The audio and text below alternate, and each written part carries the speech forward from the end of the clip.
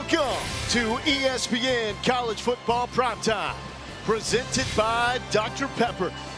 It's the home opener for the Auburn Tigers at Jordan-Hare Stadium and the 25th anniversary of one of the most iconic new school traditions in college football, the Eagle Flight.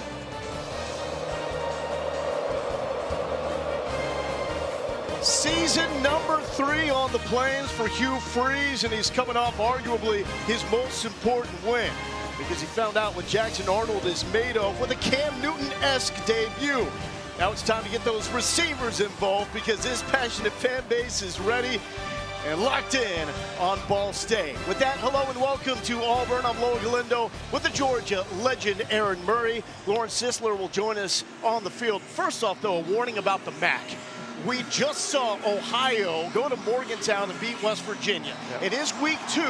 This was a week last year. Northern Illinois went to South Bend to have the most shocking upset of the year against Notre Dame. Ball State, a MAC team. But let's talk about Auburn here, because Hugh Freeze told us yesterday he doesn't listen to the outside noise. Probably a good thing, because there was a lot of it after back-to-back losing seasons. Needed a statement win. Did he get one in Waco? Oh, 100% he got one in Waco last week. I thought they looked terrific on both sides of the football. And you found a quarterback. That's something that was talked about all last season, the quarterback position. You went in the portal, got Jackson Arnold. I thought he looked terrific. The offensive line was ferocious at the line of scrimmage. Love those guys. And for a defense to go against that offense in Baylor and hold them to 24 points, I thought it was a great start. So a massive win for Auburn on the road last week. It was John Mateer, though, that went to Oklahoma to follow Arnold, that got more of the hype when it came to the transfer portal. I don't know why, because this was an absolute stud at Denton Guyer. 28-3 National High School Player of the Year. Jackson Arnold then goes and signs with Oklahoma. 2 seasons, didn't really have a shot. So many issues with the receivers, with the offensive line.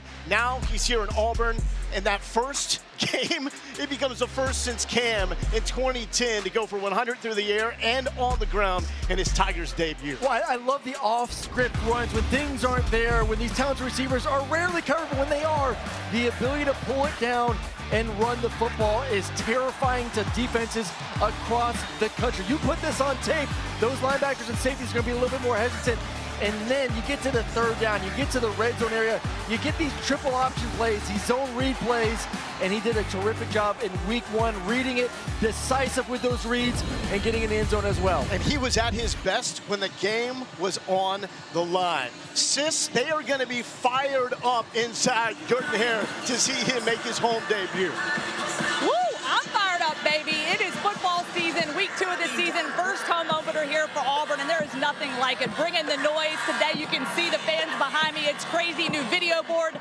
The lights are prime. But you know what? Hugh Freeze said, look, it is so much more than a spectacle. He wants to see the hunger from these guys. Playing in this stadium should mean something to them. 16th straight sellout. Do we have the passion to defend that no matter the opponent? Do we get better, or do we slop through this? The mission statement tonight is just that, boys. It's going to be really tough for Ball State to deal with this environment. They went to Purdue last week. That pales in comparison to the Plains. Kyle Kelly making his 9th career start at quarterback. He's moved around a lot in the Ball State offense. What kind of challenge will this be? Well, first off, this environment. I was lucky enough to play here 3 times during my career at Georgia, and it got tougher and tougher every time we came here. It is one of the best in the SEC and in the country. But, man, he's going to need some support. He's going to need his offensive line to play better than they did a week ago, these receivers in the run game. He's an athletic quarterback. He'll be able to escape, create some yards. But, man, like we said earlier, this defense last week really impressed me for Auburn. So a tall task.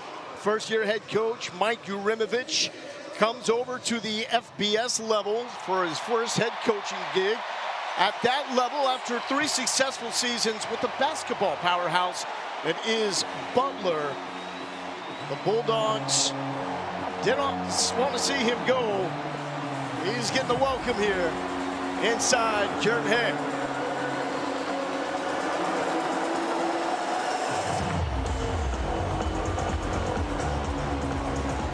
Sixteen straight sellouts. Second longest streak in program history.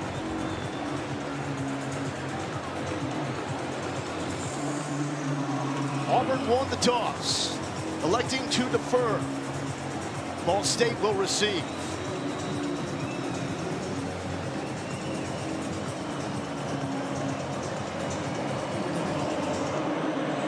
Towns Magoo will get it going.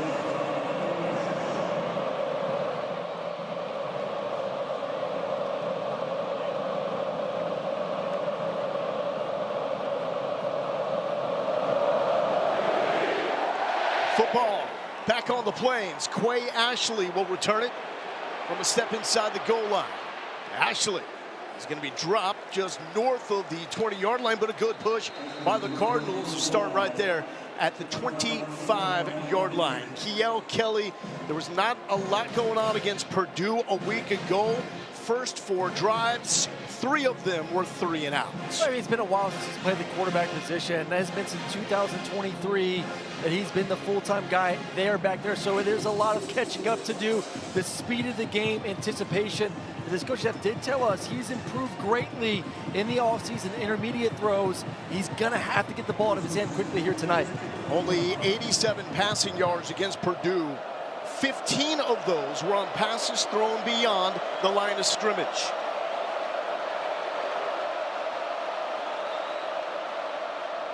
And it's Ashley weaving his way through. First down pickup of 5 yards. And that is a massive win for this offense. If you're able to get 4 or 5 yards, it's called like the dirty 4 offensively. Be able to get that first and second down, then all of a sudden you don't have to ask him to do a 5-step drop with multiple hitches on 3rd and long. Stay ahead of the change here on the road. DJ Durkin's defense had a lot that was good in Waco. The pass rush phenomenal. But the issue was tackling in big plays as a result.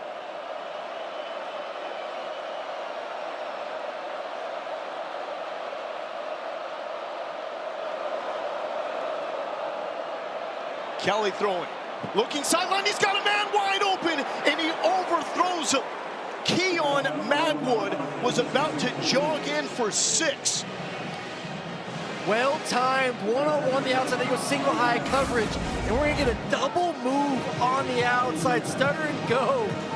Love the receivers. Just drop the weight real quickly, then get on the burners, and the ball was just about a yard too far from what could have been an explosive play and possibly touchdown here on the first drive. How does Kelly handle this 3rd down? Usually when Durkin throws out all the exotic looks.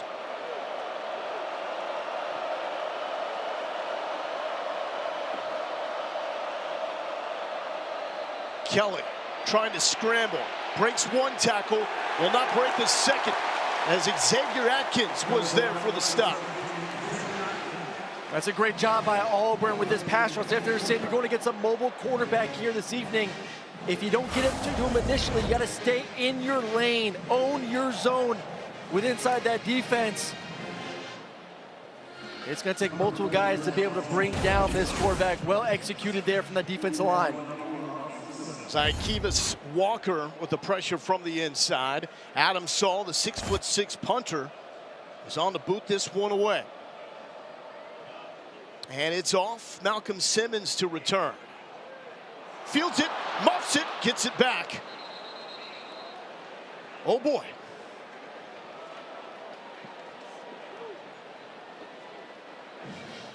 We've seen some issues in games. Remember Duke earlier at noon had a muff punt on their first possession. This one, a little bit of a knuckler. Just gotta keep your eyes down on the football. Make sure you catch it first, obviously as a returner. Now this offense gets their first opportunity here this evening. Led by that man, Jackson Arnold, the SEC co-offensive player of the week. 11 of 17 through the air.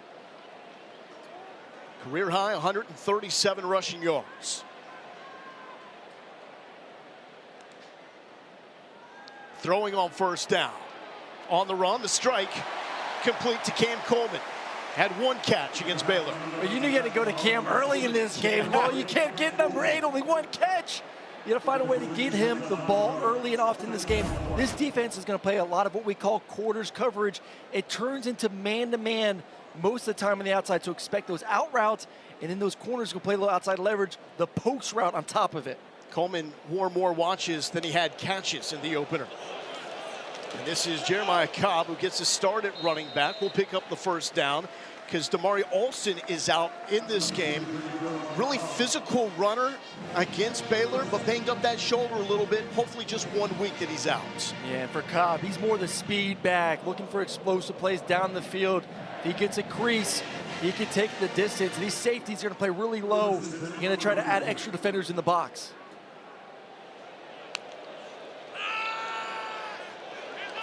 Arnold to Coleman. Come on now. He elevates. Did he get the foot down? No. But the vert is there for Cam Coleman. Well, he's a big target, and we talked to Coach yesterday about these receivers on the outside, and I was lucky enough to have some of them, and one named A.J. Green. It's so easy to know that they're going to be able to go up there and make catches like that. He's athletic enough to even get a toe down most of the time in that situation. Good job defensively to push him out and force a 2nd and 10. Singleton and Coleman switching spots. Arnold, clean pocket and complete to Horatio Fields, who had the most impactful catch against Baylor, looking at a 3-and-out after Baylor got within 7 in the 4th quarter. Beautiful ball for Arnold to him to move the chains. And same route right there, just the opposite side of the field. And at the timing, that's the biggest thing you see with Arnold is trusting these receivers. It's hard to build that in just one offseason, but he's able to rip it a week ago in the same route right there for a completion. 3rd and short. Cobb, left side, tunnels in and moves the chains. That's what I'm excited to see here this evening, Lowell, is just this passing attack. You're going to get some more opportunities. Last week, Baylor played a different variation of 2 high safeties. It was more of a straight cover 2. It's easier to run the football in that situation. This quarters defense going to give you some opportunities and some one-on-ones to push the ball down the field. Running behind Hugh Freeze's best offensive line here at Auburn. Arnold thinking about it, but is brought down, engulfed in the backfield as Drew Hughes makes the sack. And he had open down the field was Eric Singleton on a post route. And instead, Drew Hughes just wins one-on-one against the right guard. Here we go, there's the post route. I mean, that is exactly what you want. That's what you dream of as a quarterback. You get quarters, you get your number 2 receiver to eat up that safety, and then you flip the hips of the corner, and it is also la vista for a big play, just not enough time in the pocket.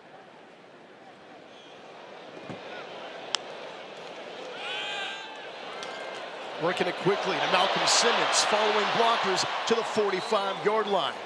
Simmons 1 catch for 26 yards in the opener. And we asked the coaching staff, it's like, hey, you have your 2 stars, and we've talked about this receiving core the entire offseason, how good they're going to be. You get Jackson Arnold, you get Singleton, and really did not use them last week, but these guys understand, hey, whatever it takes to win, very unselfish on the outside. Got to keep those receivers happy, though. They want their touches. The self-dubbed Shock Boys, the receivers here for the Tigers. Arnold backside pressure, dropped for the 2nd time. Jawan Eccles, and the ball came out.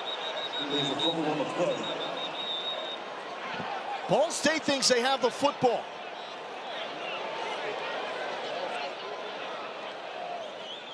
They will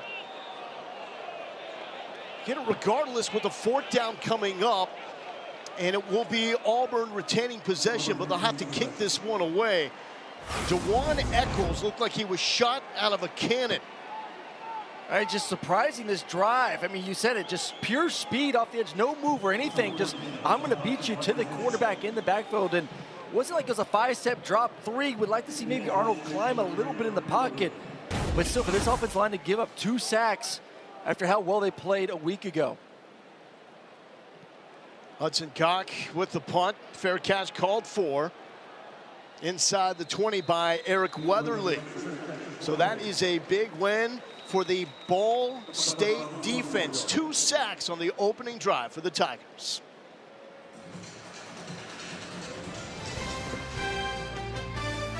Football is presented by Ice Cold Dr. Pepper. College football, it's a pepper thing. And in part by the Sonic Smasher. Buy 1, get 1 free in the Sonic app. Live free, eat Sonic.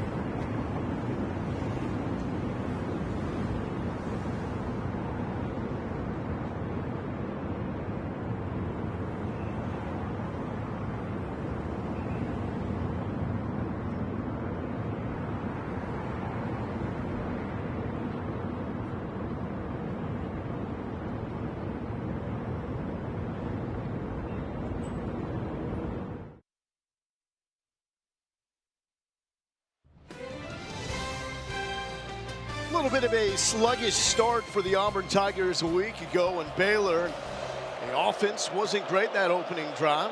Allowed 2 sacks. The defense held Ball State to a 3-and-out, and that is a drop for a tackle for loss. As it is, Xavier Atkins with another tackle. I expect this defense here this evening, DJ Durkin, to be very aggressive. They were very aggressive a week ago, but going against a better passing attack, let their secondary a little one-on-one at times, and Baylor was able to take advantage of that. I think right now you look at the offense that they're going against here this evening in Ball State, really not a ton of threat on the outside from what we saw a week ago. Expect a lot of 7- and 8-man boxes. Make Kyle Kelly beat you. Pressure in his face, and that is skipped, and he got smacked by Kieron Crawford, who was a beast last week in Waco.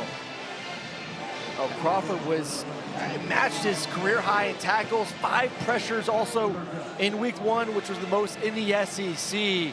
I mean, the entire defensive line, they showed up in a big way against the run, getting after the quarterback. And that's how you want to build a football team when you look at Auburn. Really good inside out, offensive line, defensive line, which should get Tiger fans really excited about the season. Darion Smith is lined up inside, 44, true freshman who was huge in the final 3.5 minutes against Baylor.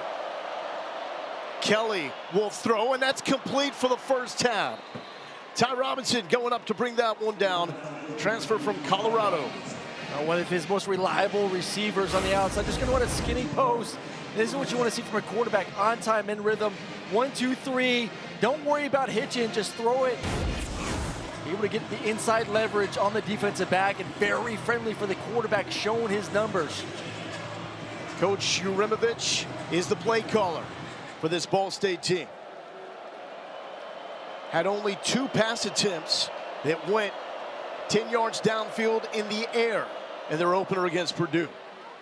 And nothing going on the ground game there with Quay Ashley. Atkins with his 3rd tackle. Quay, all-conference a year ago at Kennesaw State, explosive running back. They got to find ways to get him in open space, whether it's the screen game, a great way to neutralize its defensive line, some swings on the outside. But running 9 up and down in the middle of this defense all night long, that's just not going to cut it. You have to be creative with one of your better athletes on the offensive side of the football. Injuries for both these squads in this matchup. TJ Horton was a game-time decision. Unlikely to go at running back for Ball State. And no Champ Anthony, who was out indefinitely after thumb surgery.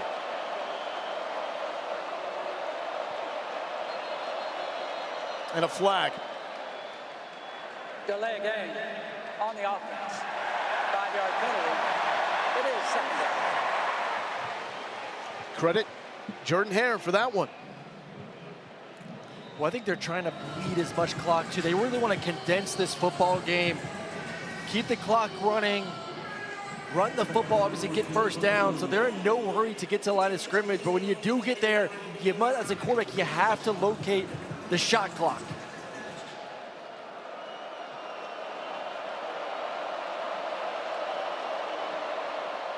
Ashley taking it to the right side. And Auburn is there, bowing up defensively. As Bobby Jamison-Travis makes a stop. He was called out by his coaching staff for the ultimate effort play. Late against Baylor, trucking downfield on the play. He was 15 yards behind the receiver to make a tackle. Yeah, I mean, their biggest foe, Alabama, should go watch the tape of that and take some notes about what it means to hustle down the field defensively. Obviously, we saw some bad stuff from the team that shall not be named, but Auburn was not like that versus Baylor a week ago. Is this Keldrick Falk time, number 15, bottom of that Auburn defensive line. Here he comes, but it's the pressure from the backside, bringing him down. DeMarcus Riddick got him. His 4th sack as an Auburn Tiger, all SEC freshman team last year. DJ Durkin did such a good job creating one-on-one matchups from the defensive line and then allowing those linebackers to come right around. You see the offensive line sliding to the left. Linebacker is initially lined up on the offensive line's left. He loops back around to the front side, is able to disrupt the quarterback for the sack. Saw the pump for the 2nd time. Simmons will try to direct traffic, tell everybody to get this one out, and it's out at the 46-yard line. So the Auburn defense comes up with a stop. Still no score, under 5 minutes to play here in the first quarter.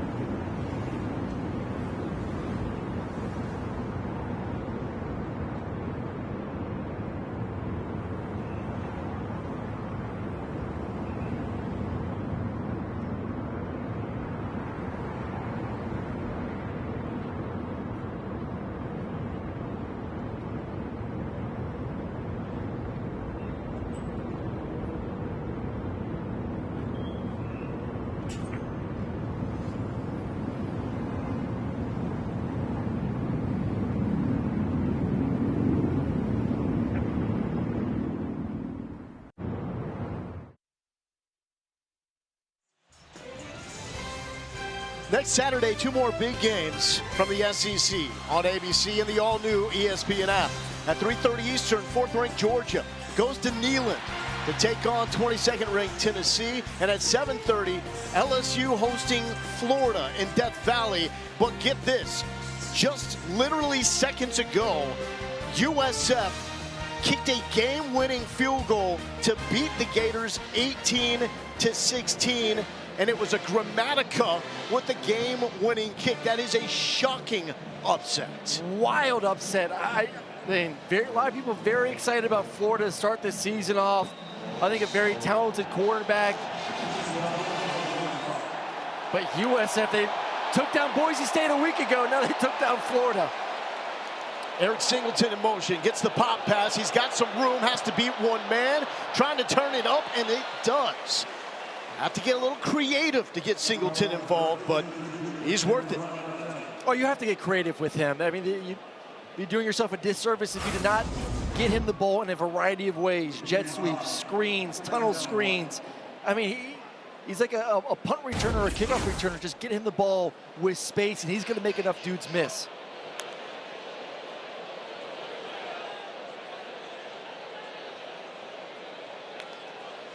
Second and short for Cobb. He's got the first down, looking for more. Finds some room. Breaks through a tackle. Jeremiah Cobb to the house. 46 yards.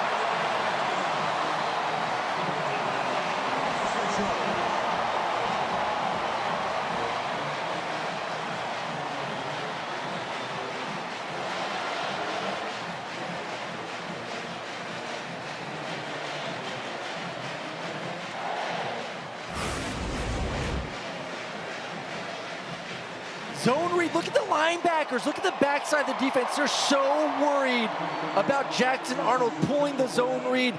They don't get over enough. Good leverage by the offensive line. And then we talked about Cobb and his speed, showing off right there for the first touchdown of the ball game. And the extra point is up and good by Alex McPherson. It's great to see that young man kicking here inside Jordan Hare. But Jeremiah Cobb with his 4th touchdown as an Auburn Tiger. And Auburn put points on the board here in their home opener.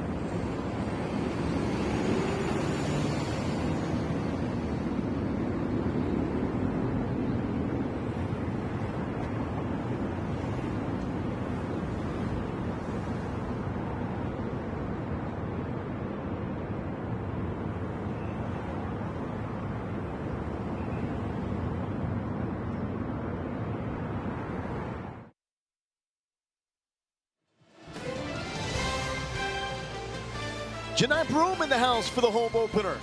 Got a great ovation. Well deserved. After teaming up with Bruce Pearl for a great run for Auburn basketball in his career and getting the Tigers to the Final Four last season. NBA time now for Mr. Broom. A little steamy night here in Auburn, Alabama. Had some rain showers that were threatening, but skirted around Jordan-Hare, allowing us to enjoy SEC football. Quay Ashley is deep for the return. Transfer from Kennesaw State. Oh, got lit. Oh, welcome to Jordan-Hare. Oh, no. Sylvester Smith decleated him.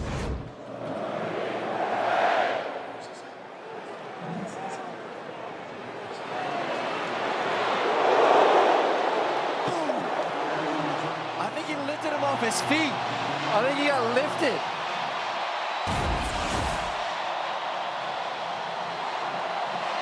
And now this place is rocking.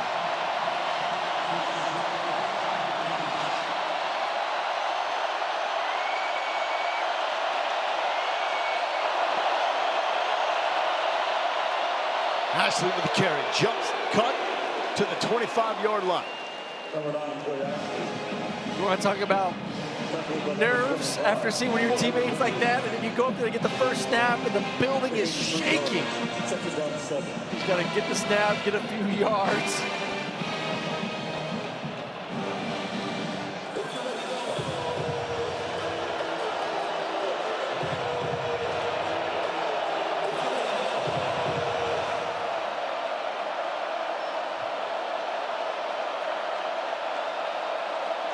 Empty for Kelly. The toss. Nowhere to go. Steamrolled. Absolutely laid out. And it is that man again, Sylvester Smith. Just one-on-one. Got to get around your blocker. He does it perfectly and then gets the TFL. Sis. Guys, they are making use of this new video board. They had Coach Duramovich on the press conference saying, we're not worried about the noise last week or this week. Well, you better worry about it because, guys, this stadium is loud. I can barely hear myself talk right now. It is unbelievable, and you can tell these guys down here on the field are struggling a bit with communication, and the nerves are definitely rocking right now. Third down. Ashley trying to turn the corner. Tripped up. And a great tackle by Jaquez Robinson. Well, it's such an incredible advantage when you have a defensive line that is not only just talented but deep, because you can get guys that are fresh and they get the get off. You saw that right there on that snap. Defensive linemen, as soon as the ball snaps, they're already in the backfield ready to make a play to push that football out wide. DJ Durkin's got to be happy with the start for this defense. What a sequence, though, from Sylvester Smith. From the special teams to the defensive blows, laying the wood. Third punt for Adam Saul. Auburn will back off, end over end. And caught at the 50 by Malcolm Simmons. Fantastic field position for Jackson Arnold after it was Jeremiah Cobb that got the Tigers into the end zone last time out. The run game was there, in large part because of what Baylor did with the two high safeties refusing to come down. Hugh Freeze really thought that was Dave Aranda trying to force Freeze into getting too aggressive and take his shot. Well, I mean, listen, all quarterbacks, coordinators, they want to take shots down the field. They want to throw the football, especially when you have receivers like Auburn has. But, I mean, credit to Hugh Freeze, just staying patient, not getting greedy, and trusting the run game a week ago. Cobb again at running back. Arnold throwing to the right side and complete to Horatio Fields. 2 catches for him. You know, I said this on a show last week after watching the Auburn game. I was like, you put that on tape week 1, that you can go on the road and run the football with your running backs and your quarterback and Singleton and this offensive line. Teams will be idiotic to play you in cover 2 the entire season.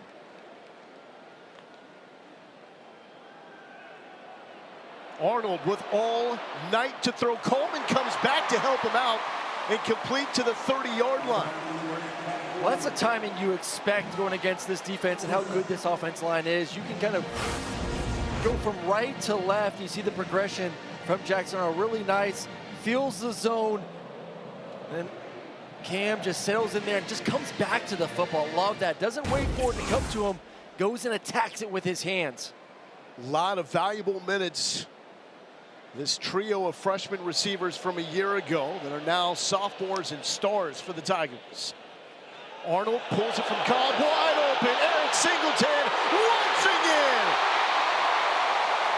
His first touchdown as a Tiger.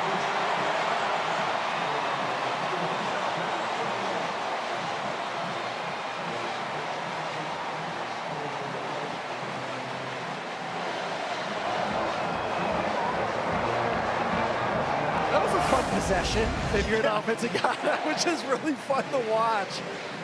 Just well executed. There are just so many toys for you to play with, man. I am just jealous watching these receivers from Singleton to Cam and Malcolm. Horatio making plays, man. This is a fun offense. And you got Jackson Arnold. Man, we talked with Hugh yesterday. We sat down, and the confidence was lacking a year ago for many reasons, mostly the position he was put in at Oklahoma. And then he comes here himself and he sees all the weapons, all the offensive linemen, and he saw him grow every single day in practice, regain that confidence. And man, he's throwing some beautiful balls here to start the ball game tonight. And that's two big firsts for the Auburn Tigers. Jackson Arnold with his first passing touchdown as a Tiger. And Eric Singleton, the transfer from Georgia Tech, his first catch for a touchdown. And the weapons complement each other so well. Nice. Like I said, what are you going to do? Are you going to play too high? They're going to run the football. And they can run it in a variety of ways, with jet sweeps, with the running backs, with Jackson Arnold. And they can just slowly beat you up and down the field. And then if you want to play single high or play at quarters, which turns them man-to-man, you can beat them over the top. And Jackson's showing the ability right now to be accurate with the football. Towns McGill to kick it away. Is there more special teams goodness here for the Tigers? Ashley is going to return it again. Tread lightly, my friend. Good pickup. Out to the 20-yard line, but there is a flag.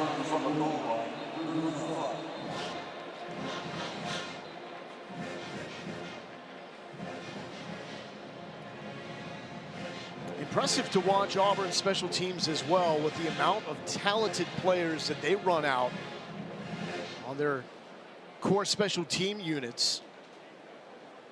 And we've even seen Malcolm Simmons and Bryce Kane, two very good receivers.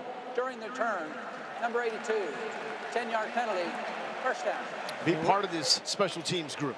Yeah, well, I mean, you got Pleasant back there too. You know, guys, they rave about on the defensive side of the football. They feel like they have 4 starting cornerbacks, but you put him back there, 3 returns or non-offensive touchdowns in the past 2 seasons, and you saw it a week ago, the impact that he made, that kickoff return, just as Baylor felt like they maybe were getting back into it, and then bam, all of a sudden, you get a big kickoff return for a touchdown. Now, Pleasant may just get 1 at this point to start the second half.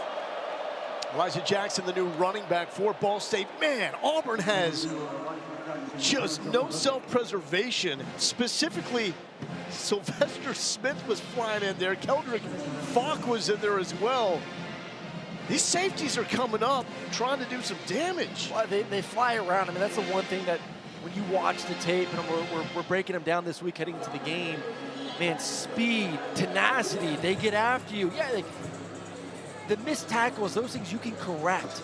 But effort, want, getting to the football, those things you can't. It's just kind of in you, and it's in these Tigers. And that takes us to the end of the first quarter. Little bit slow, just a little bit slow for Auburn. They are now awake. The electricity from Jeremiah Cobb, Jackson Arnold, and Eric Singleton getting the Tigers on the board. 14-0 lead over Ball State, and the home opener for the Tigers.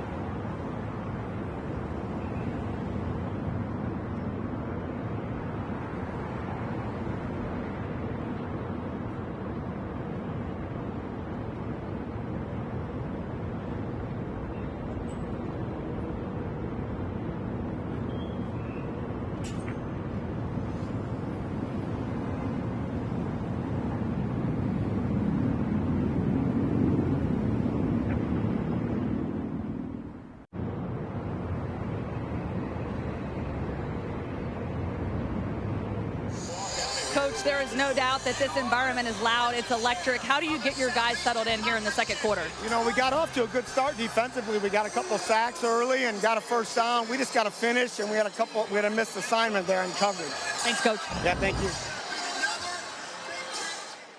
Elijah Jackson with the carry on first down. Elijah Melendez with the stop.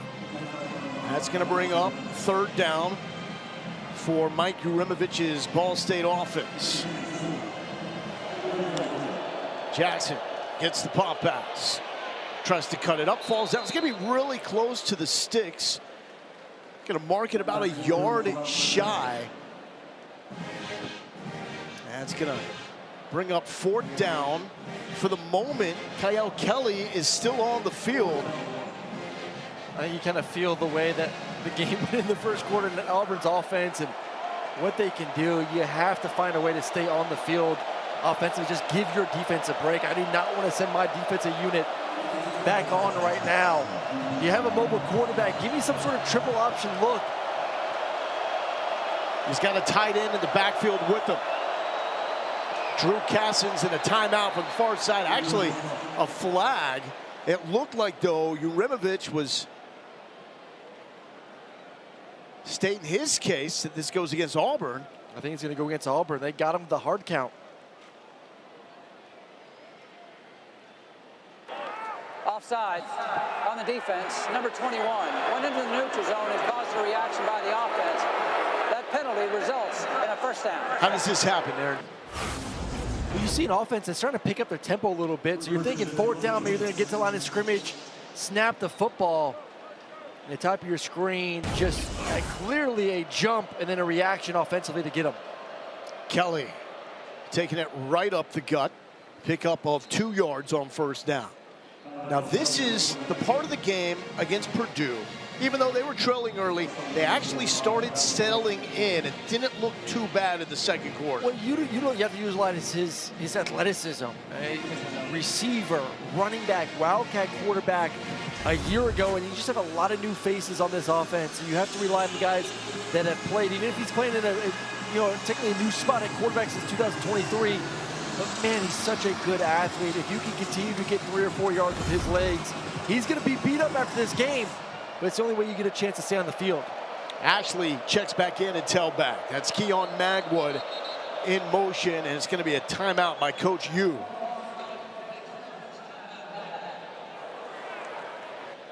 So lining up for fourth down, they got Auburn to jump off sides. 2nd and 8 now, as Ball State's trying to get something going offensively.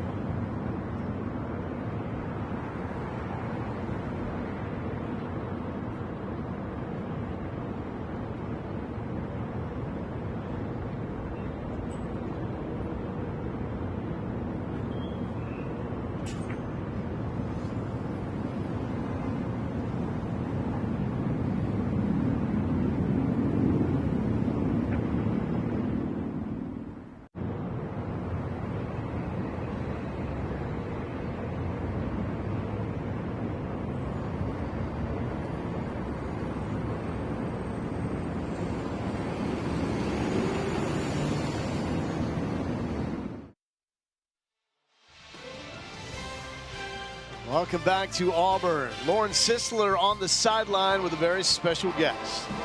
Hanging out with Coach Bruce Pearl. They just got honored with their Final Four rings. Got one in my hand here. She's a beauty. But, Coach, where's your ring, man? No rings on this hand except maybe this wedding ring out here. That was great. That was making history. But it's history. It's time for the next championship. And speaking of history, you got some guys you have to replace, Janai Broome being one of those. What does that look like this season for you? Janai Broome, the best player to ever put on an Auburn uniform. Charles Barkley said it, won championships, got drafted, checked all the boxes.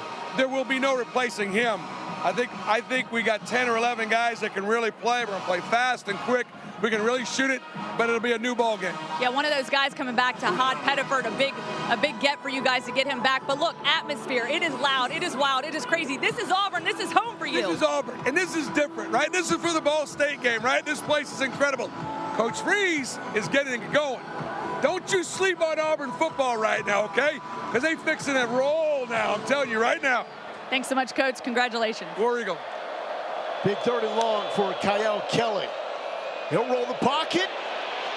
Escapes from one, cannot get away from the rest of the Auburn defense. Flying. Amaris Williams coming up with the sack. There is a flag down. Let's sort it out.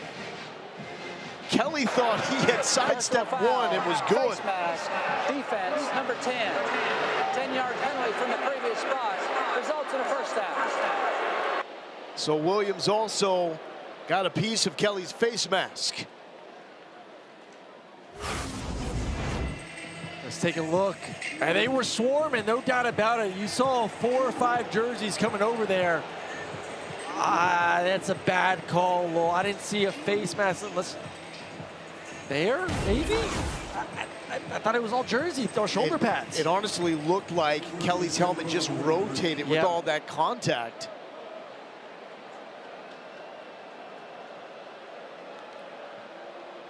Back to the ground. Ashley is met by Elijah Melendez, freshman out of Florida. Now, regardless about face mask or no face mask, this offense needed that.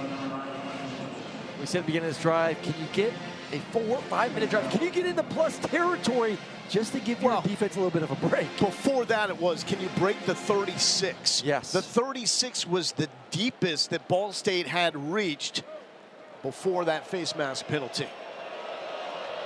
2nd and 8 for Kyle Kelly. Daya Patel in motion. Kelly had his jersey pulled, the undershirt from behind, tried to get away from DeMarcus Riddick. And here comes a 3rd and medium. A lot of shirt being pulled there. Anything you can to bring down Kelly defensively. And man, can you get him on the move? Can you make it a clean pocket? I think right now you don't want to get into the drop back game. If you're Ball State, you have an athletic quarterback, move him a little bit at some point in this game.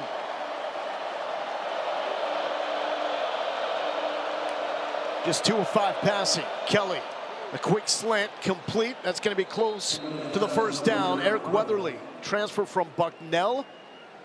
And where's his spot going to be? It's going to be ruled short, 4th down.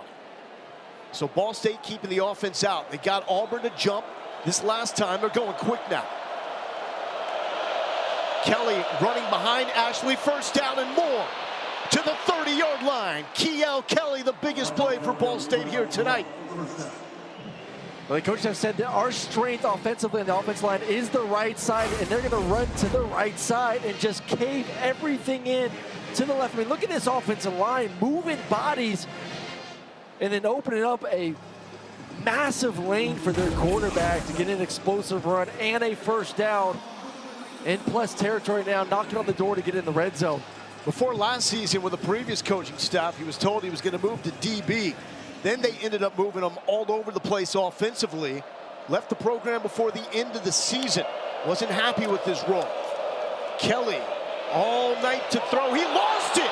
Auburn pounces on it. And I don't think that was a forward pass. I don't think the arm was in motion. I think they're calling it incomplete on the field. Wow. It looked like the ball slipped from his hands before he started the motion. We're going to get some really good looks from our camera crew. He wants the double move on the outside. It's not there. He's looking for the deep cross, and then wants to go check it down. I don't know if the ball came out before the arm started moving forward, Lowell. I don't know if that's a forward pass. Tom Brady? What do you think, Tom? Come on, Tom. Can we call Tom? Can we get Tom on the line? Malik Blogton was certainly there and pounced on it to make that immediate recovery, which will be critical. It is humid. You didn't mention that. It's not as hot as it usually is this time of year down in the south, but it is humid all afternoon and then to start this evening off, so that ball is a little moist. So looking for a couple things here. Obviously, when the ball left the hand, was it before or during the forward motion? Yes. And then, was there an immediate recovery made by Auburn? It certainly looked like Malik Blogton was there. I think the ball was out. He's definitely starting to throw, but before the motion comes forward, it really looks like the ball was out in real time, especially from up here.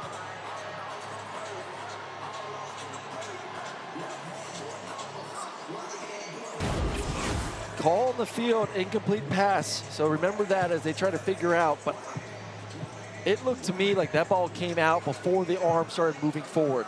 Certainly razor thin margin here. After review, the ruling has changed to an incomplete, which is correction to a fumble recovered by Auburn at the 35-yard line. Please reset the game clock to 10:07. 10:07, please. That is a huge takeaway there for the Auburn Tigers, their first of the season. And Malik Blogton was right there to make the play. Just slip. Wet pigskin. Man, it's unfortunate. They were moving the ball, man. They were making some plays. They wanted to take a shot there. Auburn stayed home.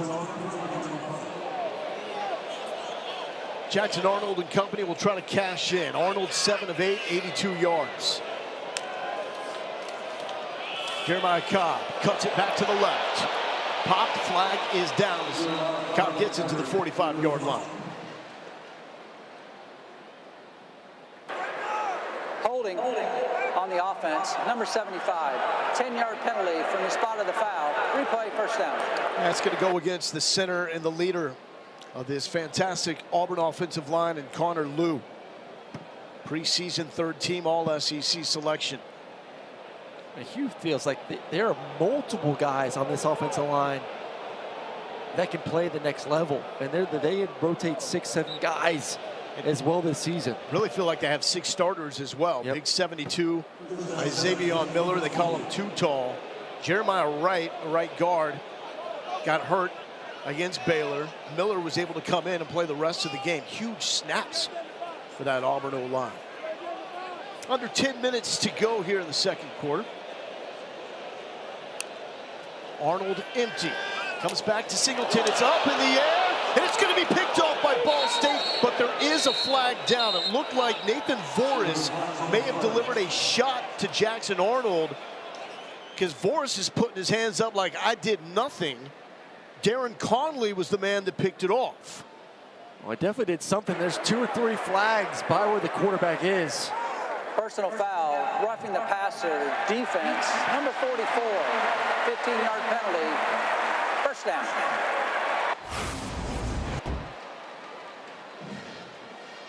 And unnecessary, the ball's out. I mean, clearly late. It's just, and Jackson Arnold knows it right away. Like, hey, guy, you can't do that. So I got hit like that one time in the stadium about 5 seconds after a throw. Speared in the back by someone. Still feel it. Do they ever show that on the Jumbotron? Or is that another hit? Yeah.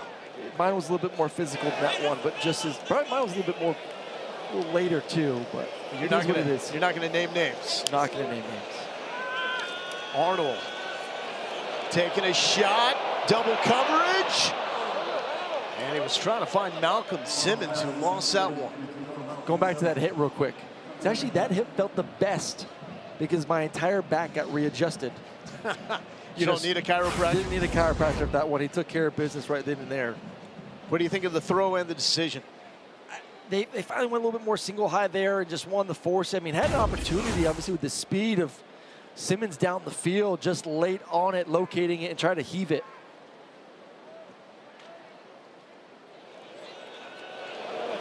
And Arnold with the dart, working it to the tight end, Preston Howard, transfer from Maryland. Two really good tight ends for the Tigers, and Howard and Brandon Frazier. 3rd and short, Tigers going quick.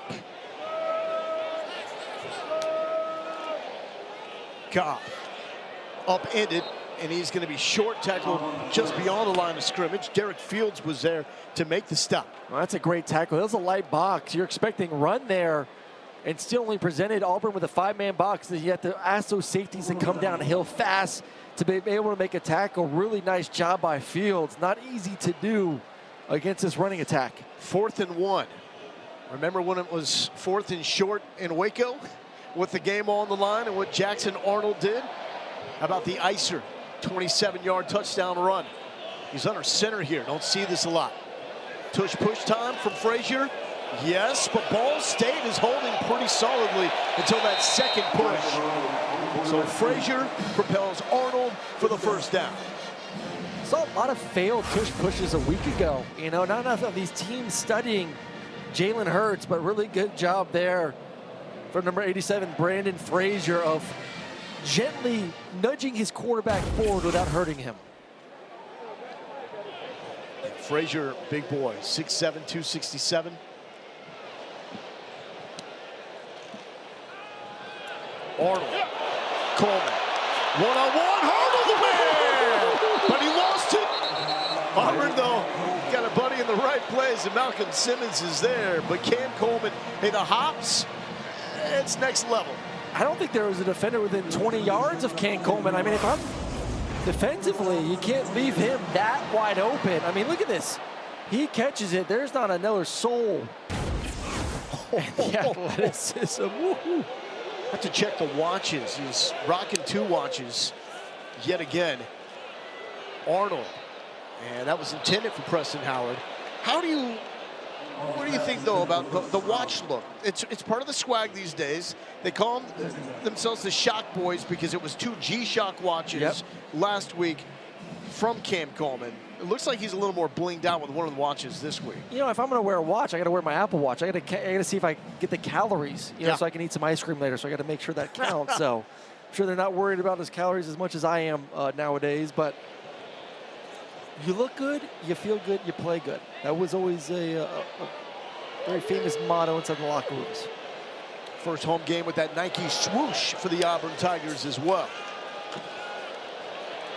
Arnold flushed.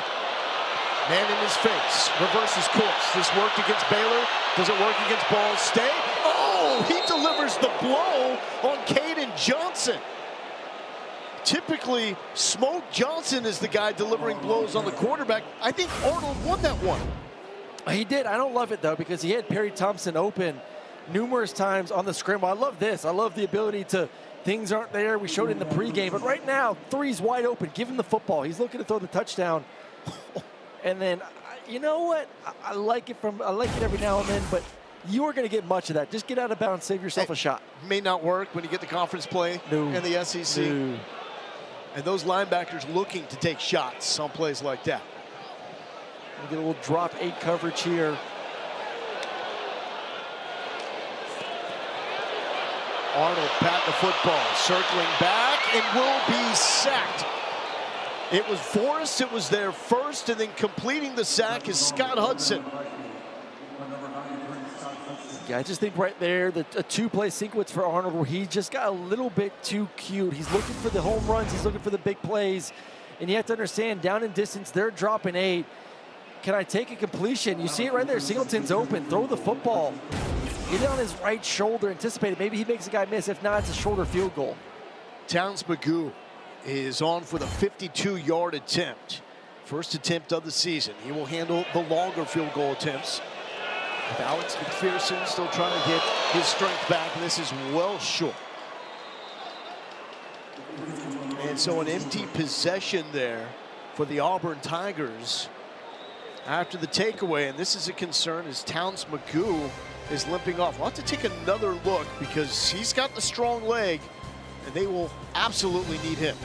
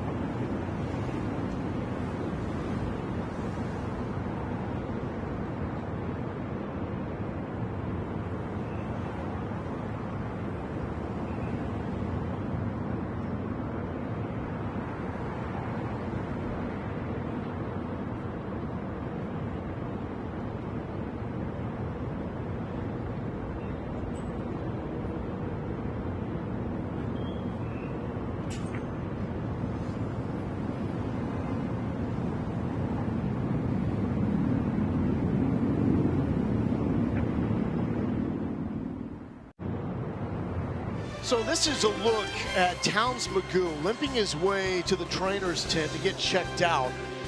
He was lining up with a 52-yard field goal attempt. He's the bigger leg right now between the two Auburn kickers, and initially it doesn't look like there's any pain, but then after the little hop, it starts to favor his leg and limp off.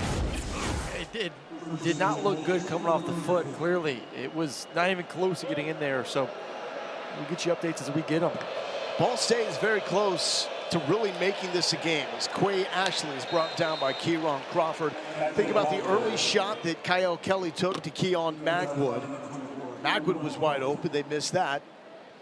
And then the Voris roughing call after the interception, combined with the Kelly fumble as they were driving. Those are hard things to overcome when you're playing a team on the road like Auburn. Oh, you can't make those. But a lot of positives from the last offense possession, moving the football. See if they can get back to that. Kelly facing pressure. That pocket collapses. Crawford is going to bring him down. And Kieron Crawford coming up with the sack. Got his first sack his first start as an Auburn Tiger last week. Came up with career-high 7 tackles. I just don't like, if you don't have to do it, the straight drop-back game is not where you want to live if you're Ball State at all. It's run the football. It's get him on the move. I know they were excited about his development as a passer this offseason, but I just don't know if this is the game necessarily to do it. It's run, run, run, short field, move your quarterback, get him outside the pocket, and to create some easy throws. Hyped freshman Blake Woodby checks in as a nickel, number 12 for the Tigers. Kelly, and that's out of reach, looking for the tight end, Cameron Anthony. He had him sneaking, and I just think that's a quarterback right there that's been hit a little bit and was moving a little bit too much up in the pocket and didn't get his feet settled. The ball just sailed right out of his hands. They love this tight end unit. I do like offensively, they do a lot of 12 personnel. They utilize 5 tight ends. I feel all of them have a unique strength. got to figure out a way to get them the ball in their hands.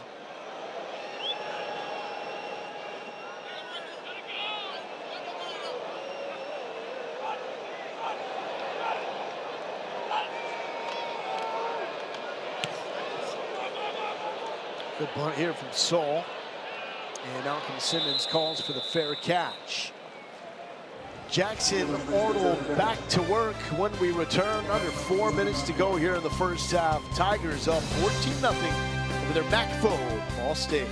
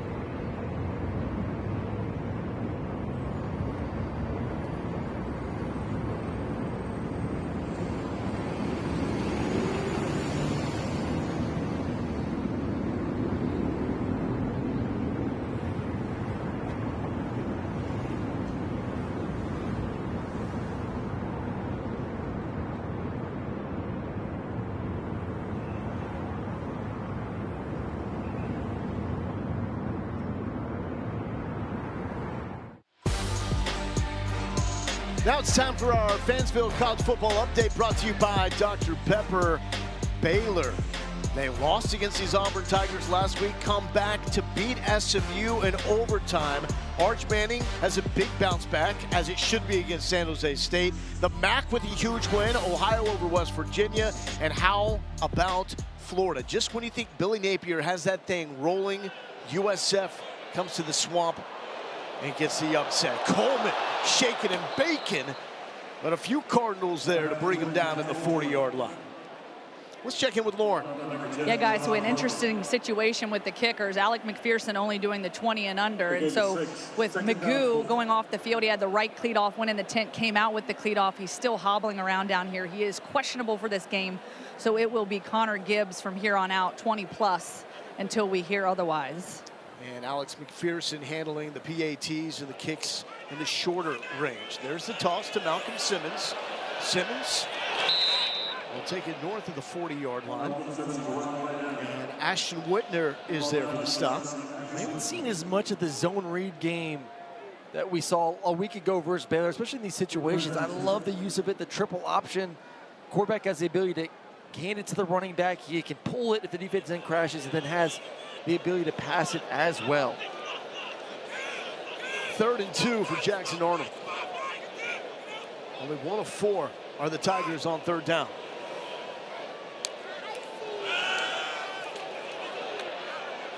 Far pass complete to Cam Coleman. What'd you think about that one?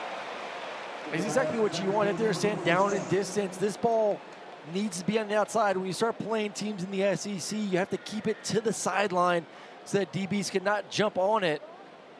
And then the goal is just get a completion, get the first down, and move the chains. 5 catches, 51 yards for Cam Coleman, second team preseason All-American. Darrell Robinson, the running back. Quick strike, Horatio Fields.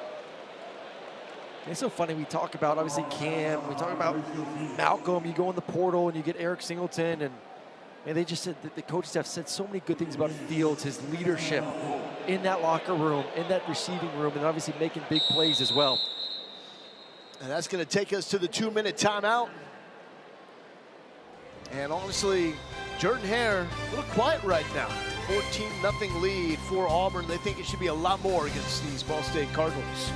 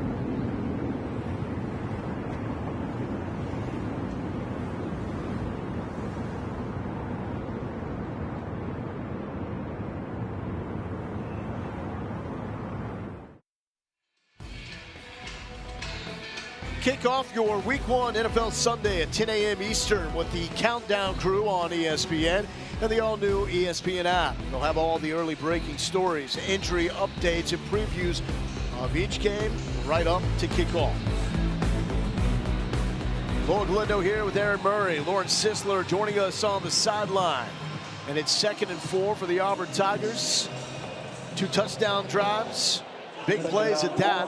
Eric Singleton scoring for the first time as a Tiger. And Jeremiah Cobb starting the scoring. Ball State team that has 4 sacks against Jackson Arnold. Arnold eludes the pressure, cuts back, reverses course. Singleton gives him a block, but he could not get away and break that final tackle from Joey Stimler. He's got such a giddy up when he gets into the open field. I mean, he had multiple defenders that had angles on him, and he puts the right foot down, turns to the left. Excellent run. To the ground. Cobb, the bounce. And a 1-yard pickup. Solid tackle by Jamad Harmon. Now, Derek Nix, offensive coordinator for the Tigers, told us what really opened his eyes were plays like this, scrambles for Arnold, because they didn't get to see him do this in scrimmages. Well, because the whistle always blows. It's hard to judge. Would he have broken a tackle? Would he not have? Arnold. Ball is getting out quick and hot to Perry Thompson. Thompson coming up with his first catch of the season. And this is the first red zone possession for either team here tonight in Jordan-Hare. 3rd and 1. Cobb, first down, lowers the shoulder, lowers the boom to the 11. So no Damari Alston, hoping that the shoulder issue that he suffered against Baylor only holds him out for 1 week. They will really need him. No hurry here. Timeouts, 45 seconds. Arnold, too easy. Horatio Fields with the touchdown. His first as a Tiger.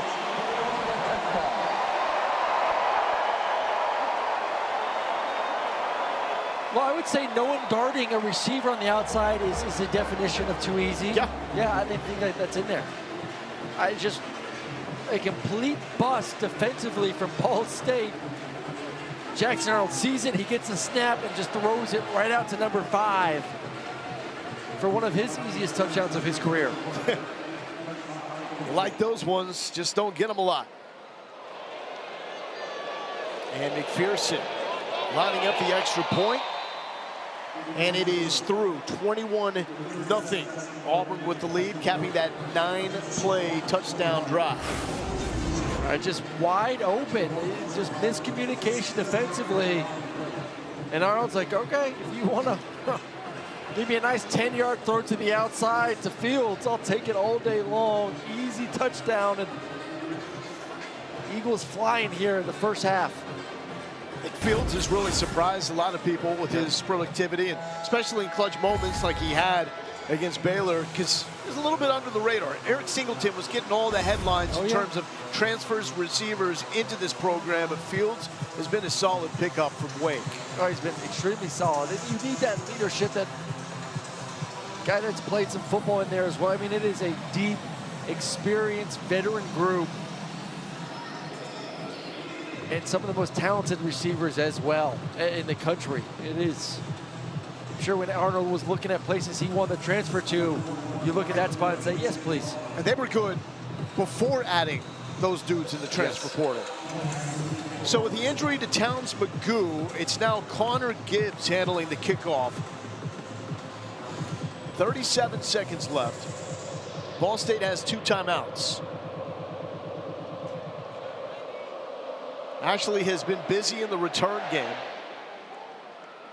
We'll let this soar into the end zone. Solid kick there by Gibbs, and Ball State football at the 25-yard line. What's the approach here?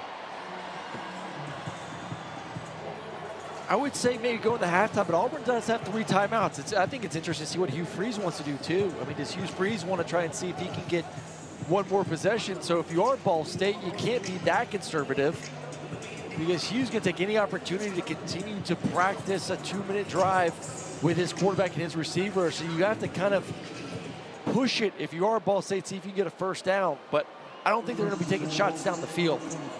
16 yards, the longest pickup for the Cardinals offense so far today through the air. And they'll stick it on the ground, and Ashley is taking a beating. And that's going to be a timeout.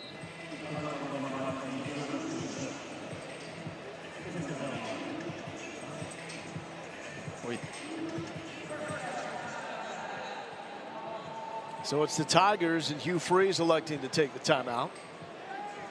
I think these are all good practices. Even if for Hugh Freeze, he's saying, hey, if we can get the ball back somewhere in that 15-second to 20-second range, let's see if we can work get in the field goal range mentality. I mean, these are all things you practice in camp. Now can we go out there and execute it in the game? So defensively, yeah, it's get ready to call timeout, get a tackle, and let's see if we get off the field. And I think now for Ball State, they understand the situation. So I'm going to be interested to see how they change mentally and see if they start going to try to get a first down.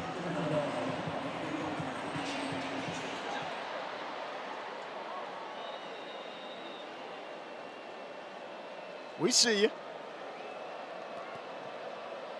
Back to the ground. Quay Ashley. Nothing there. And Hugh Freeze takes timeout number 2. The 56th season of Monday Night Football kicks off tomorrow with the Vikings and Bears. 8 Eastern, 5 Pacific on ESPN, ABC, ESPN Deportes, and the all-new ESPN app with Peyton and Eli back on ESPN2. Coverage begins with Scott Van Pelt and the Monday Night Countdown crew at Soldier Field, 6 Eastern, 3 Pacific.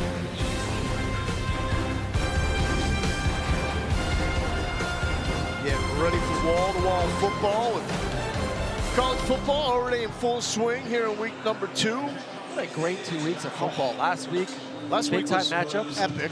I think this week it was just as good, if not better. We got a great game with Oklahoma and Michigan right now of interest to SEC fans.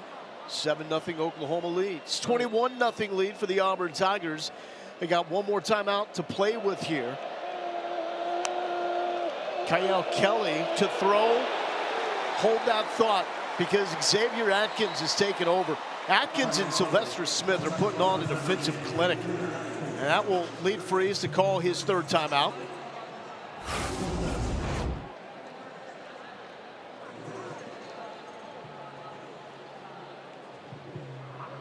Man, they love to bring pressure. You saw some 3-down looks, some 4-down looks. They'll present some 6-down looks too. They'll bring 2 linebackers on the outside as well. Just a lot of communication has to happen. And then when you're communicating, going against that kind of speed, advantage defense. We saw it a week ago. We've seen it throughout the ball game here this evening. Atkins with 2 sacks and 3 tackles for loss. It's not a bad half of football. No, DJ Durkin got to be happy right now with the way this season started. And then people are like, oh, 24 points a week ago. 24 points on the road against Baylor? That offense? That's a great evening. And Sawyer Robertson was locked in again today against SMU. And Malcolm Simmons retreating. Will not try to catch this one over his shoulder. And good bounce here for the Cardinals inside the 15. That is a beast. Now I wonder if this changes the mentality. Yes. For Hugh Freeze. I think he was hoping, hey, maybe we get the ball around the 40 or 50 and then have a couple plays to see if we get in field goal range. I think right now you don't want to put your quarterback in a risk of getting hit either. So I think this is take a knee and go to halftime and be pretty happy with where you're at. 67-yard punt for Ball State.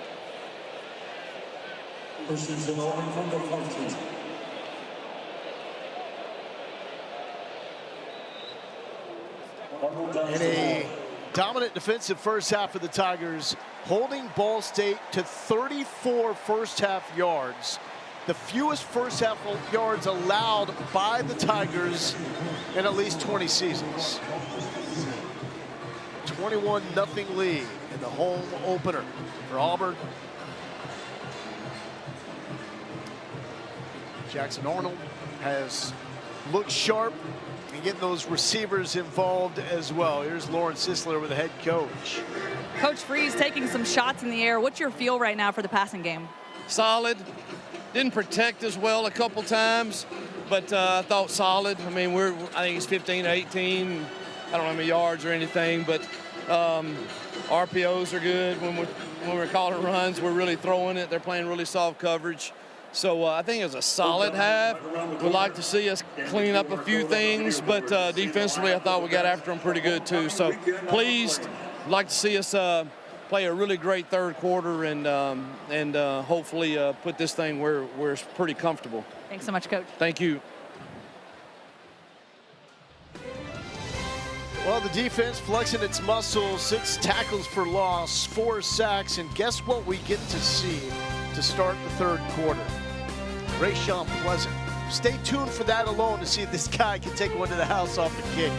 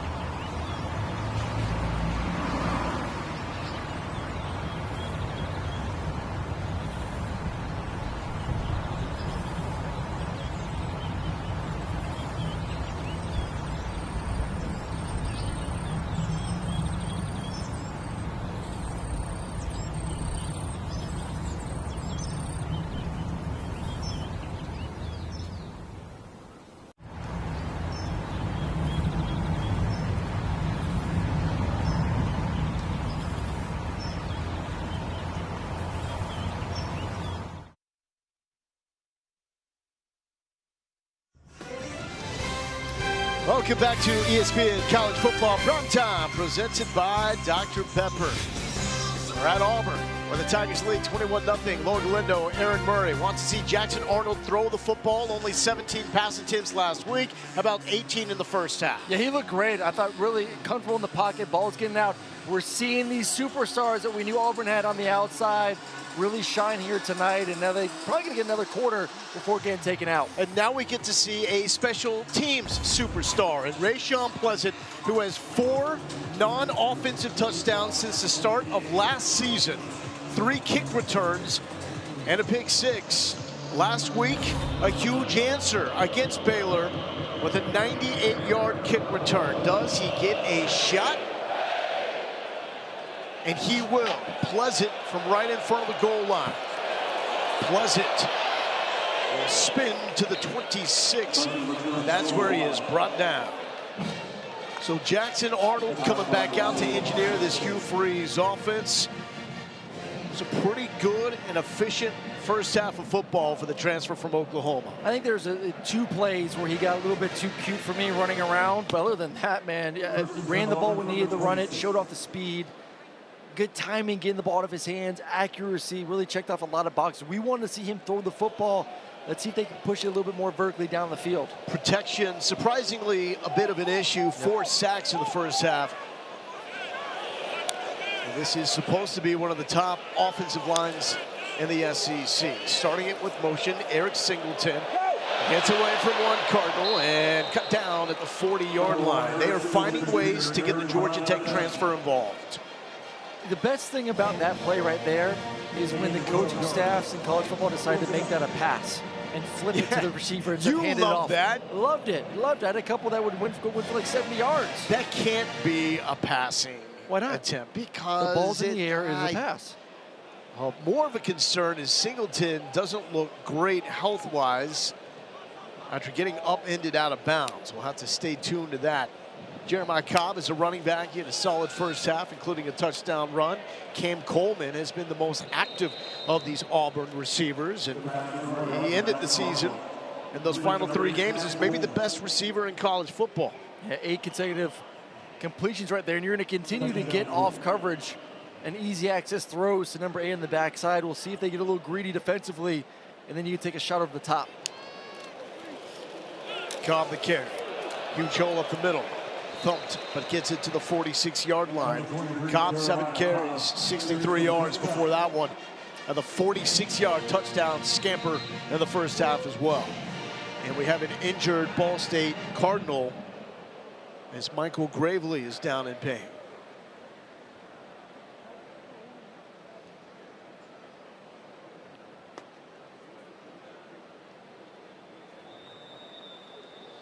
And we'll take a break with the Ball State player down.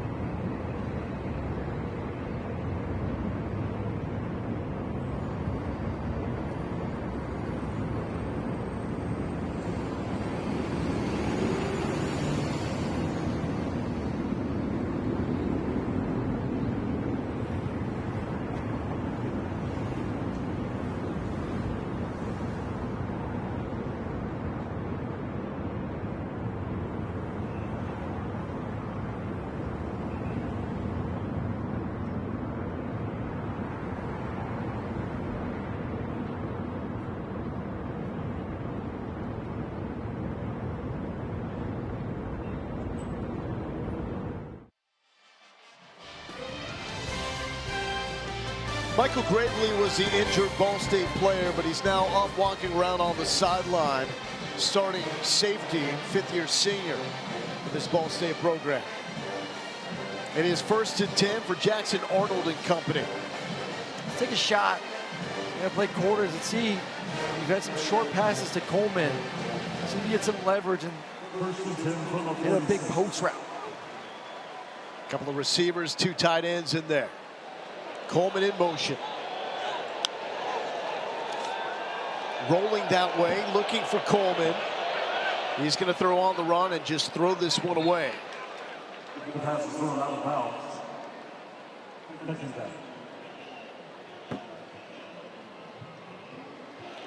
Jackson Arnold, brilliant in his Auburn debut. First player since Cam Newton in 2010 to make his Tigers debut with 100 yards passing and rushing. Big shoes to fill anytime you're comparing him to the ultimate Auburn legend. Arnold safely sliding. He did that 5 times last week against Baylor, protecting his body for what will be a long SEC season. Took a lot of damage last year. Those are the type of plays I love right there. Sorry to cut you off there, Lowell, of just giving him the options. He's such a great athlete that he has the ability to read that defensive end. He crashes, he pulls it, but it's now not just, oh, I can run it, but I can throw it to the flat as well. A lot for the defense to digest. Moving around with confidence in the pocket. Pumps, fakes, comes across, and he's got the first down, and there is a flag.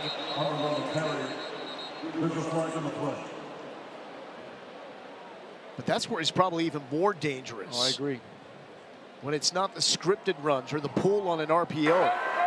Holding. Offense, number 52. 10-yard penalty from the previous spot. 3rd down. And that's going to go against the left guard, Dylan Wade.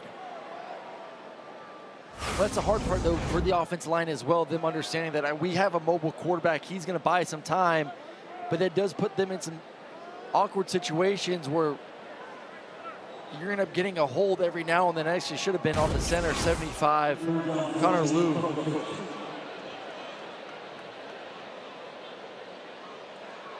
And now a 3rd and forever, playing it safe, keeping it on the ground to Jeremiah Cobb. And Cobb is brought down, and that's going to bring out the punt team for Hugh Freeze.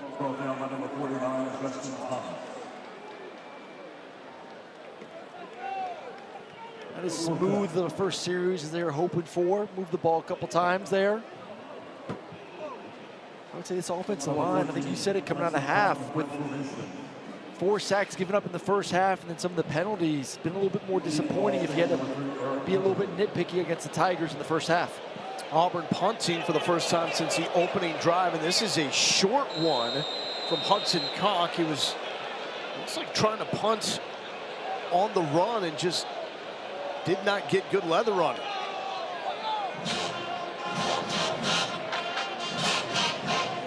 And walking it up. So spotted at the 30-yard line, 21-yard punt for the transfer from Oklahoma State out of Australia. So what will this Ball State offense look like? Shut out in the first half, still do not have points. And the Mike Urimovich era. Shut out 31-0 at Purdue. Had a couple of field goal attempts that they were not able to connect on. Can you find a way to get Quay Ashley the football in a creative way? 10 carries, 13 yards. Get him on the outside, utilize that speed. And that's not going to work. Kelly in trouble trying to get out of it. Ball is out. Keldrick Falk forced it out from behind. He is a menace, but Ball State is able to recover.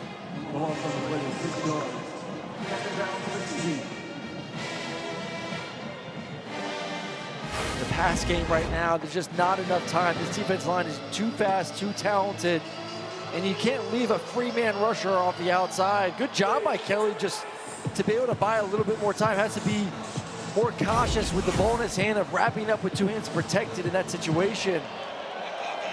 Kieran Crawford was also there with Falk to try to get that football out. 5 sacks for the Tigers. Ashley will try to stretch this one out. That's not going to work. Atkins, 4th tackle for loss for Atkins. Lauren. Yeah, talking to Coach Yurimovich at half, he said, look, offensive production, not good. Too many missed throws, not getting open. They have to adjust their protections. I asked him about Kyle, how he's managing the emotions out here. He said, look, he's doing okay. He feels confident he can come out here, settle in, and do something here in the second half.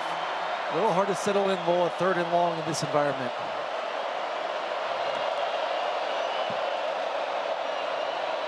Kelly, flush, thrown on the run, caught somehow by Magwood. And Magwood will take this to the 34-yard line, so still 6 yards short of the sticks. As Magwood coming up with the catch. Most consistent receiver on this Ball State team. Well, this is when he's at his best, just getting out of the pocket, be an athlete, keep your eyes up. Nice accurate pass to one of his main targets, Magwood. Just when you set yourself up with a 3rd and long like that, it is almost impossible.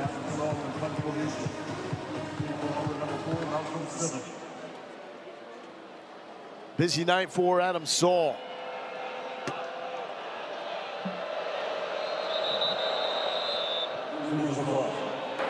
Delay a game on the offense. 5-yard penalty, 4th down.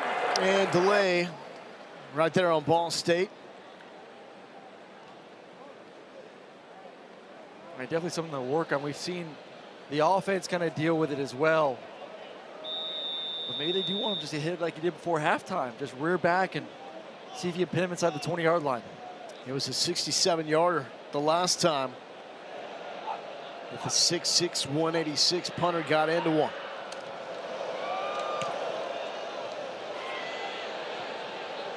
Simmons thinking about it off the hop. There was a miscue off the first punt of this game, where Auburn was fortunate to get it back after a misplay. And Jackson Arnold and company taking over from the 21-yard line. Their second drive of this second half. Home opener inside Jordan-Hare.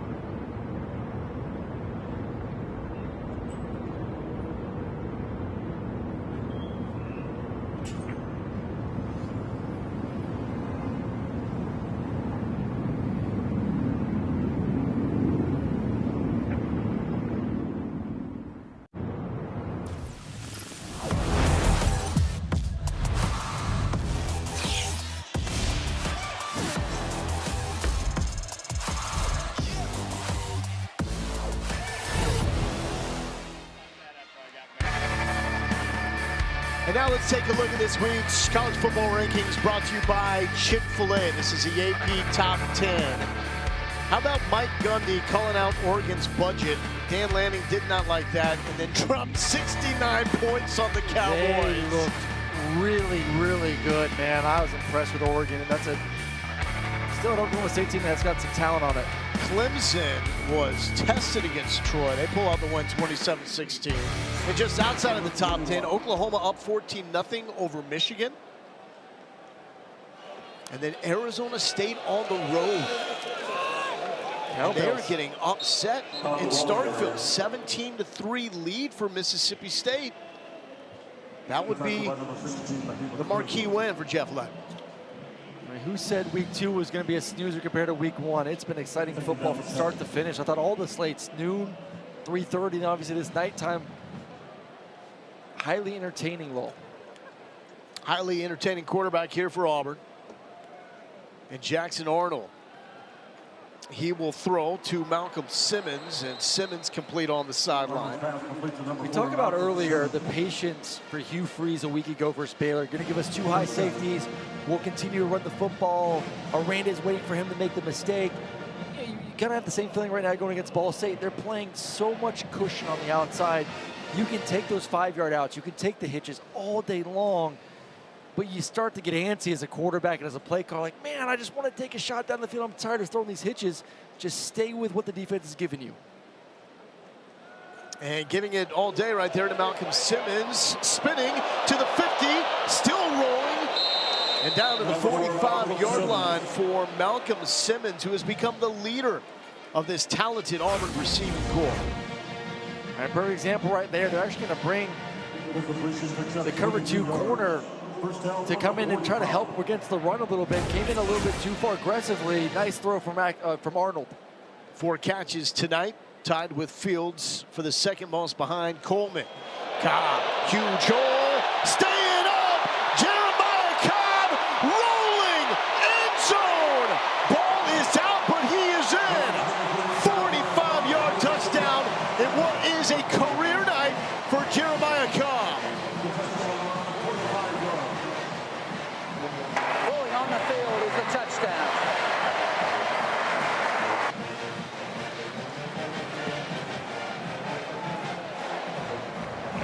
You keep doing the RPOs and you're pulling it to throw the pass, and all of a sudden these safeties back up just a little bit, giving a nice clean box for Jackson Arnold to hand the ball off to, and then we talk about the speed for Cobb once he gets to the 2nd and 3rd level for another touchdown for this young man. His second of at least 45 yards. Started the scoring in this home opener with a 46-yard touchdown roll to make it 7-0. That one from 45 yards out, so he's got 121 yards. That is a career high as this snap gets away from Auburn, and a flag is down. And it's going to be against Auburn at the snap. It's Hudson Cock was thinking, I'm going to be running for my life, or here's my moment. Offense, number 74. 5-yard penalty, still the try down. But for Cobb, 121, that eclipses his previous career high, which was against Baylor last week of 74 yards.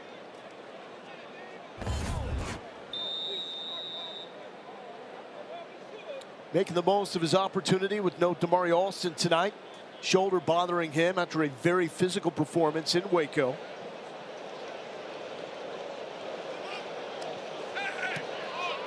And the longer extra point is up and is good. We talk about taking what the defense gives you. Couple hitches. They back up, and then Cobb takes advantage. Great blocking by the offensive line. And a career night for number 23.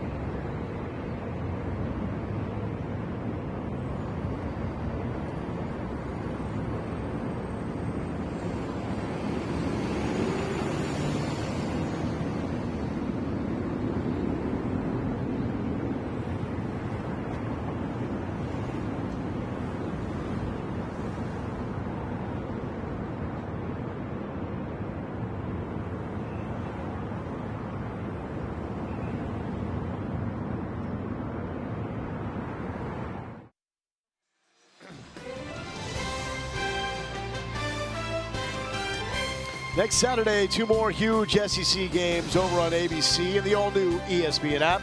3:30 Eastern is 4th-ranked Georgia going to Neyland to take on Tennessee. And at 7:30, 3rd-ranked LSU hosting number 13 Florida in Death Valley. Gators are not going to be ranked number 13 next week. Not at all. They may be out. Upset by USF. LSU, though, late in the 3rd quarter, just a 10-0 lead against Louisiana Tech, as Ashley lets us go into the end zone. So Ball State football at the 25-yard line. One Ball State drive has gained more than 5 yards. No, not like 55, 50, just five. That's it. Like, not having too much success. Right there. 7 drives, 5 3-and-outs. They had the one successful drive. They crossed the 50, end up fumbling the football. This is not sarcasm at all. But what would it mean for Ball State? New head coach, Mike Rimovich, just to get points on the board. Shut out against Purdue, being shut out here against Auburn. Here's Kelly, flipping it to Eric Weatherly. I agree. Any sort of points, even a field goal would feel great. Yeah, a touchdown would be, I mean, you'd celebrate a touchdown like you won the football game, to be honest. I mean, to go 2 games, listen, you're going against Power 4 teams, so they knew it was going to be uphill. New system, new quarterback, new O-line, new running backs. I mean, this was not going to be easy, but going forward, to be able to get some points on the board would do a lot for this team. Ashley sandwiched by 2 Tigers. Sylvester Smith continues a dominant performance. But doing that is going to be, they had moments though. I mean, the first drive, the stutter going the outside. I mean, that could have been a touchdown right there. First possession, second play. Drove to the 35. Kelly fumbled. The interception because of a roughing the passer called back. You've been in plus territory. Average distance to go on 3rd down, 10.5 yards. This from 9 and a flag. They also usually don't have a lot of plays in that 10-plus range. Offense, number 85, 5-yard penalty. It is 3rd down. I mean, they don't even attempt many passes downfield. No. Let alone have success. So I think their pass game down the field, especially tonight, is, hey, Kelly, buy some time. Let's see if a receiver can uncover down the field, and then you hit them. Previous drive, they did that, but they were 3rd and 17, 18, just a little bit too far. Mike Rimovich building for the MAC season in year number 1 with the Cardinals, and that is just Kelly throwing it away to set up a 4th down. Well, Ball State has struggled as of late. Just 1 winning season in the previous 11 years. They went 7-1 in 2020. They have just 1 player remaining from that 2020 team that won the MAC. First FBS head coaching job for Mike Rimovich. He comes over from Butler. Led the Bulldogs to 3 straight winning seasons for the first time since the 1980s, and another boomer by Adam Saul. He's going to get some props from his coaching staff for this performance. You don't want to see him punt this much, but he's putting a good leg into it. Oh, there we go. He's had a good game, no doubt about it. He's had a lot of opportunities to go out there and just, you're backed up because you're not getting a lot of first downs. It's 6 straight or 6 3-and-outs. You want to be able to flip the field as best you can, so there's no placing the football inside the 20. It's kick it as far as you can. The youth movement is here in the Auburn backfield. Omar Mabson II now checks in at tailback. He is 18 years old, reclassified out of Auburn High School to enroll early here with the Tigers.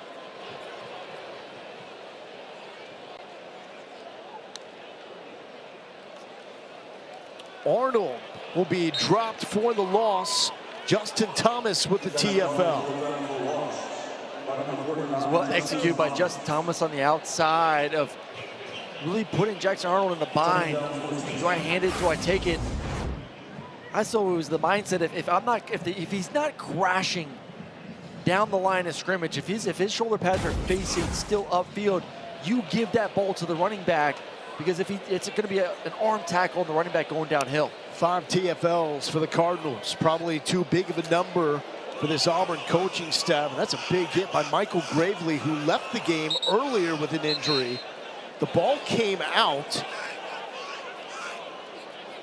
from Ryan Gia. The ruling on the field is an incomplete pass. It is second down. Incomplete. And it will be third down. Take another look. Good decision. Accurate football.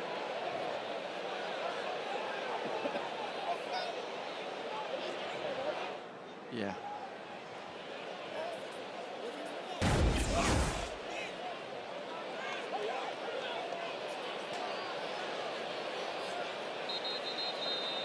And another flag. Delay game. Offense. 5-yard penalty. Third down. Now, these are little things that will drive a coaching staff crazy in a game that is in hand.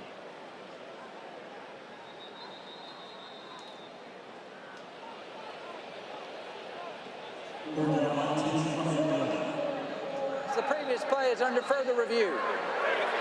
We'll get a couple more looks at this one. Does he possess the ball long enough and make a football move before the ball is jarred out?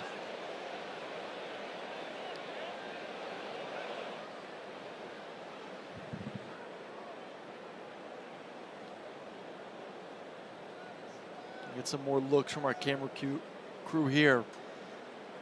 It was bang, bang. He initially possessed it, Lowell, turned upfield. That's when the hit took place. The ball came out, and obviously you saw it hit the ground, but did he possess it long enough, as we take some looks, to say it was a catch?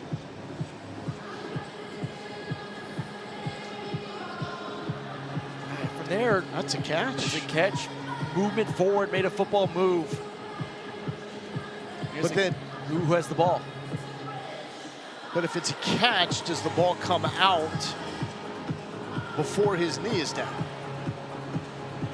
It's moving there. Yes, it is. I think It is out. it's a catch fumble.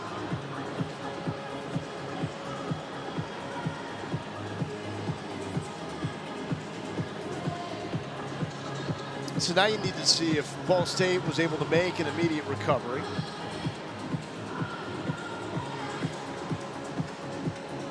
Now this will be a coaching point for Auburn. Brandon Frazier, tight end, had a similar play last week against Baylor, but it was ruled a complete pass and the ball came out after he was down. But even something that close, it ultimately did not affect Auburn in a negative way. Hugh Freeze pointed out, I want to see that ball secured. I want that to be no doubt about it that it was a catch and the ball did not come out. Well, you have to understand, too, if you're catching the ball in the middle of the field, there's going to be bodies flying to hit you from all angles. And you got to catch it and tuck it immediately until you get into open space, and then you can make a decision of obviously putting it from two hands into one hand. So that was Ryan G, the tight end, with the catch. And also, we're talking about guys that are trying to state their case to get a little more playing time, that don't have a lot of reps under their belt. You don't want that to be what you leave on film. Well, obviously, you're also competing against the receivers. We've talked about the depth of the receiving core and how good they are on the outside. And, man, if you're a tight end on this offense, you want to get some love. You got to be able to make plays like that, catch it, get some yak, secure the football. There are way too many options on this offense right now for Hugh Freeze to game plan something if someone's not going to execute at a high level. Already, though, this review has taken too long. Yes. And it needs to be addressed throughout college football. I understand you want to make the call and make it right. But some of these reviews just kill all flow to a game. Oh. It doesn't really need to take that long. No. After review, it was a catch with the fumble recovered by Ball State at the 22-yard line. First down. And that is a huge win for Ball State. Michael Gravely had the hit. G fumbled it. And it was Joey Stimler, team leader, most starts for this Ball State defense, that was there to pounce on it.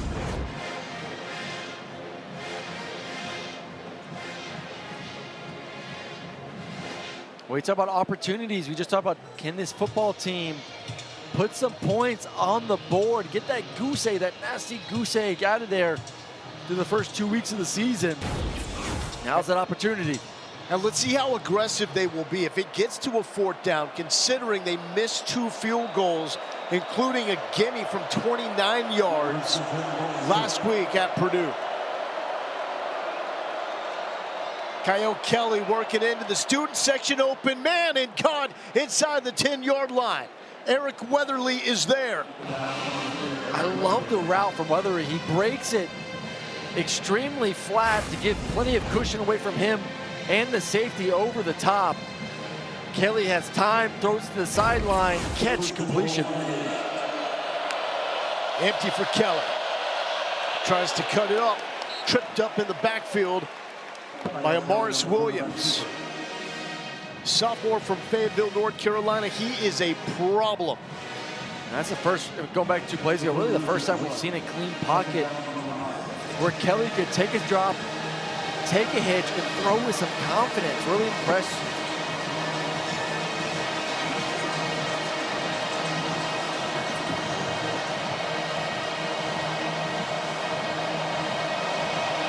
Tight end Drew Cassins in the backfield with Kelly.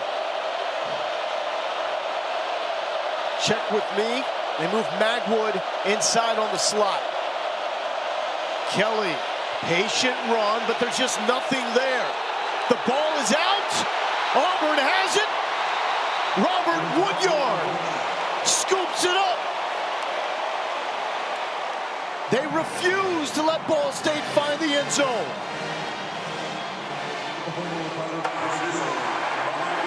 Well, rolling on the field is forward progress by the runner. It's 3rd down. Hold that thought.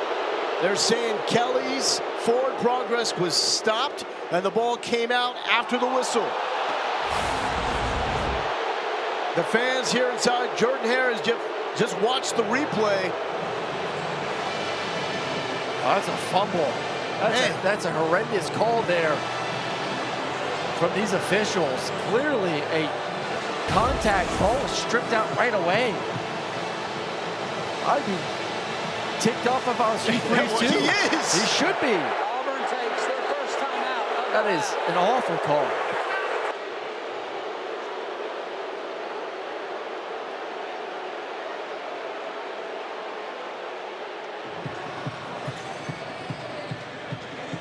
Let's listen in to see if we can hear the whistle.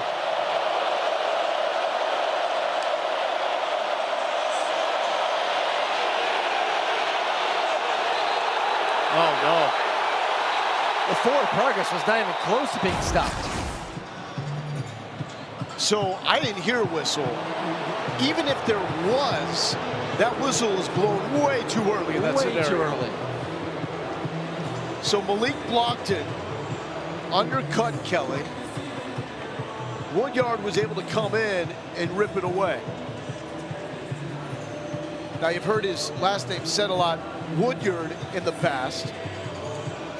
He's clarified that it is Woodyard,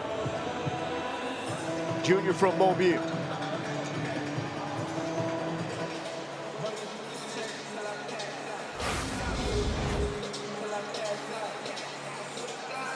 So now look at it. Hit, ball's out now. Wow, not even close. Not even close.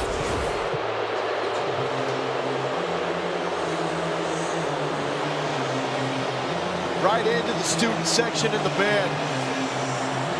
Listen to this chaos.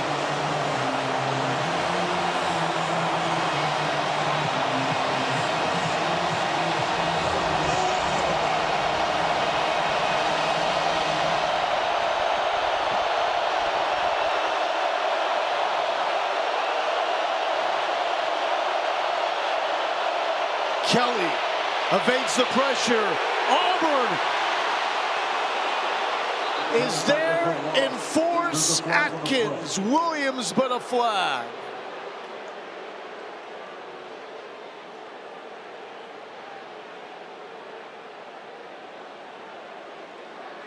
What are we discussing now? Personal foul, face mask, defense.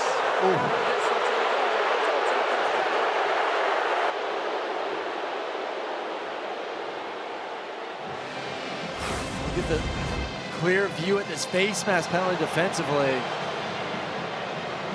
I mean, look at the get off from Travis.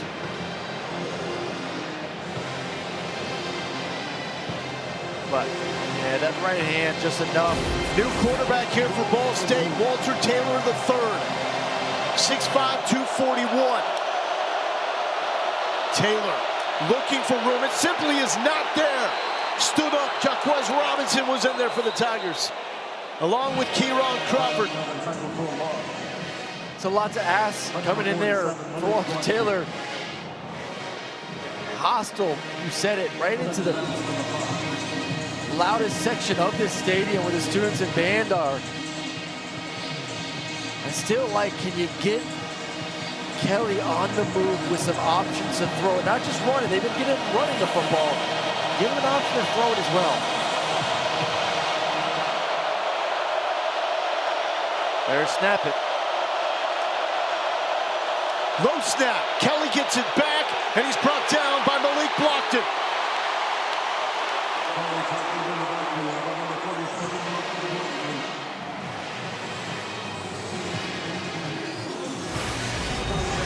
The third TFL on this drive alone, 11-0 for the Tigers.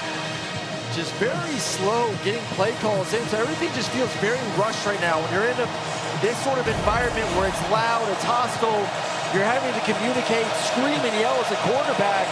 I need to play in faster so I can do all that at the line of scrimmage.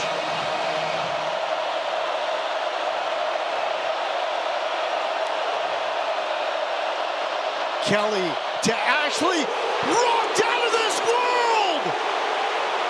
Sylvester Smith says, get out of the club!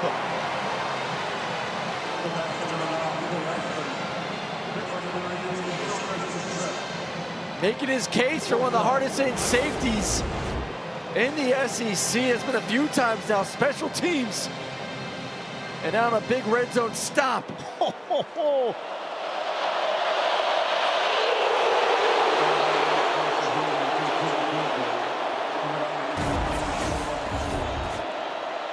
Carson Homer missed from 45 and 29 last week. This is for 23. The previous play is under further review for potential targeting.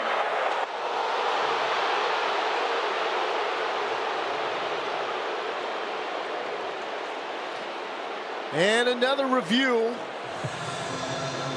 This one for targeting.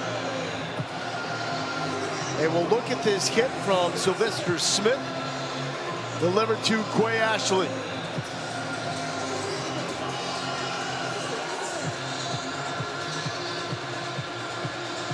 And it initially looked good from, nothing jumped out to me like, oh, that's targeting, they need to review that. And so we'll get some more looks at it, Lowell. I see a little bit of Ashley's head pop back. So is he? Yeah. It's fourth down. I didn't think so. I felt like the majority, the hit went to the chest, and the head just, I think, whipped back from just the pure impact. And did not see an indicator. No, I didn't either. Very well executed there from Smith. Can the Cardinals get on the board for the first time in the Mike Yurimovich era?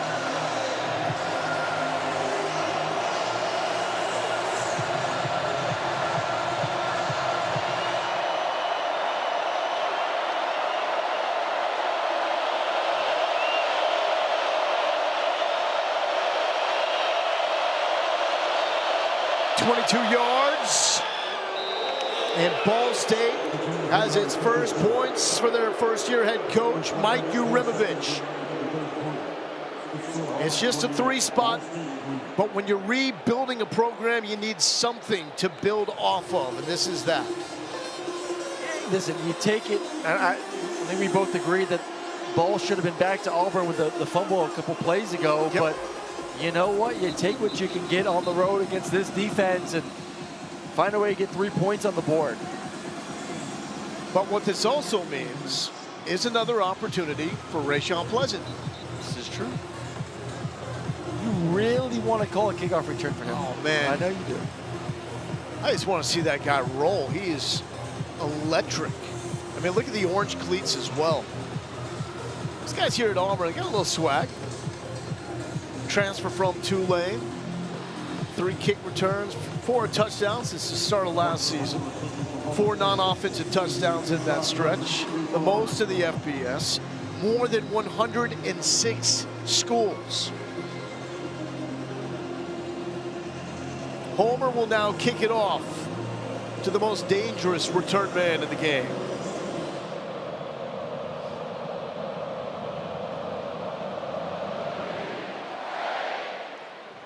Pleasant with a chance from the 5.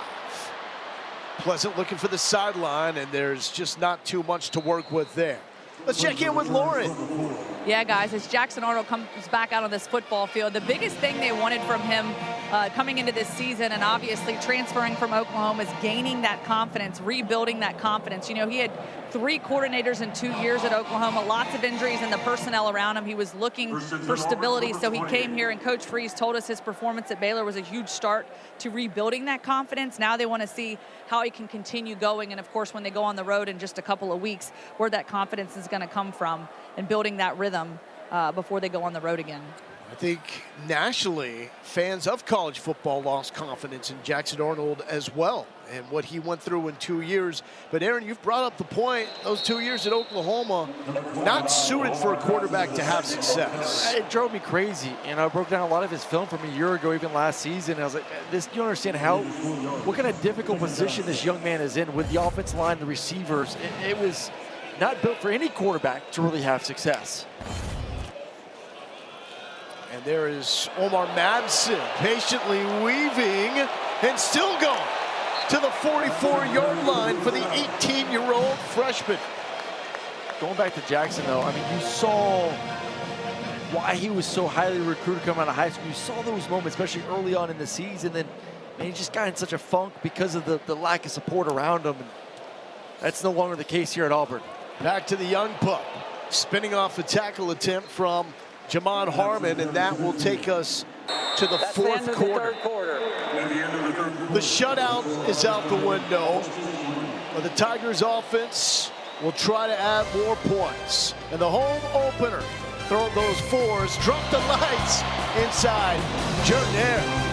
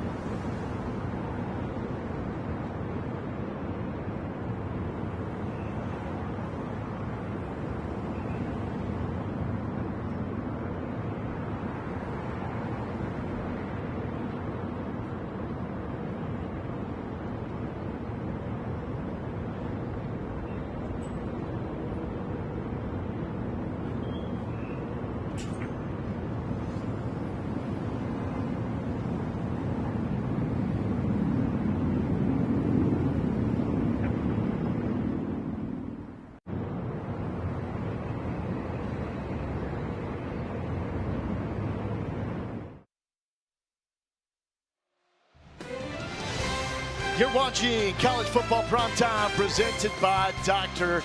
Pepper. We just went night mode here inside Jordan-Hare Stadium. Smoke is clearing after the pyrotechnics. Quite a show setting up the fourth quarter in one of the best environments in all of college football. 28-3 lead for Auburn. Darrell Robinson checks in. And he gets the carry. And the UConn transfer is flipped up by Michael Gravely. What a day here in Auburn, Alabama. I mean, what a scene from the Tiger Walk to the Eagle Flight.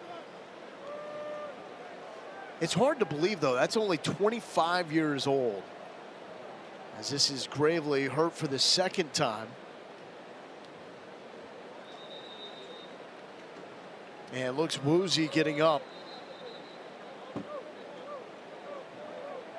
You just don't see a lot of things become one of the most iconic images in college football like the Eagle Flight. Just 25 years. I know, it's awesome. I remember as a player watching it too, be like, man, that's pretty sweet to see that thing come down there, land right in the 50-yard line to get things going here in Jordan-Hare each and every week.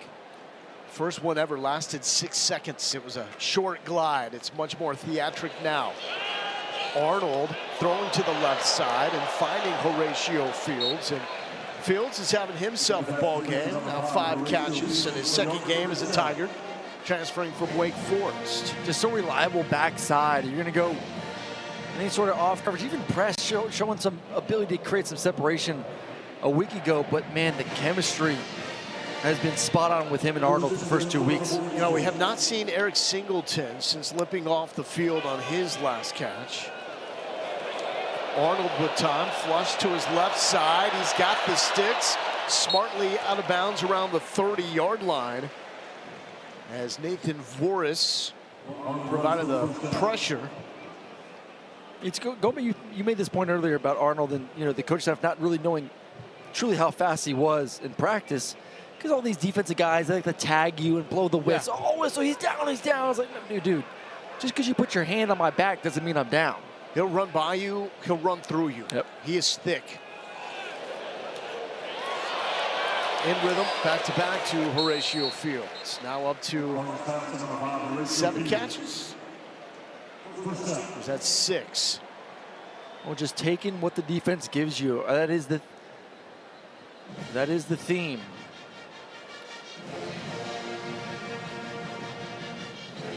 Jackson Arnold was a number 3 overall prospect in the ESPN 300 coming out of high school. Malachi Nelson, Dante Moore, the only players ranked higher. Coleman makes a man miss. Stiff. Get off me, little stare down. Well deserved. He just showed his G-Shocks to Derek Fields. Well, the length, it's like a boxer, man. You get the long arms, you just can't get anywhere near him. And then that strength just to shove the defender to the ground. I think probably tell those guys, hey, stop being so scared. Come press me man to man. Don't touch my watch. That too. Eric Singleton back on the field, top of the screen. Singleton will get the catch. Screen, Singleton breaks a tackle, striding into the end zone for the Tigers, his second of the night.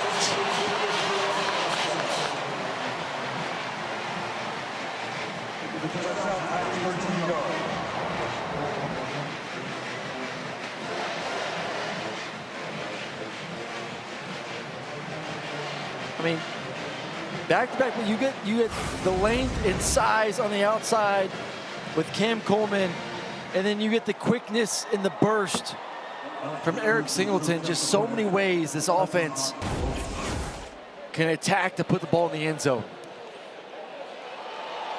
And Jackson Arnold, with his second game of his career with 3 passing touchdowns. He's got the weapons. That is very clear on this opening night here in Auburn, Alabama. Singleton to the house for the second time.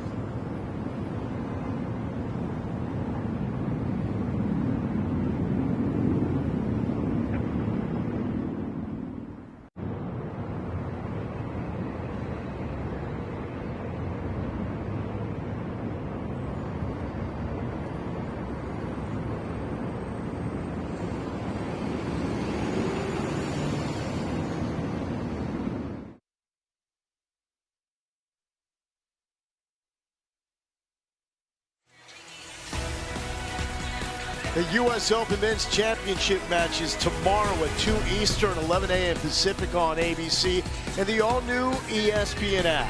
Alcaraz's center does not get better than that. Coverage beginning with the men's preview show at 1 Eastern, 10 a.m. Pacific. Long Galindo, Aaron Murray, Lauren Sisler on the field. Home opener for the Auburn Tigers, coming off a statement win last week in Waco against a very good Baylor team. And despite a little bit of a sluggish start like they had against Baylor, have started to pour it on. 35-3 lead for the Tigers. Kyle Kelly back at it for the Cardinals. Last trip down the field. Points for the first time for Coach Yu.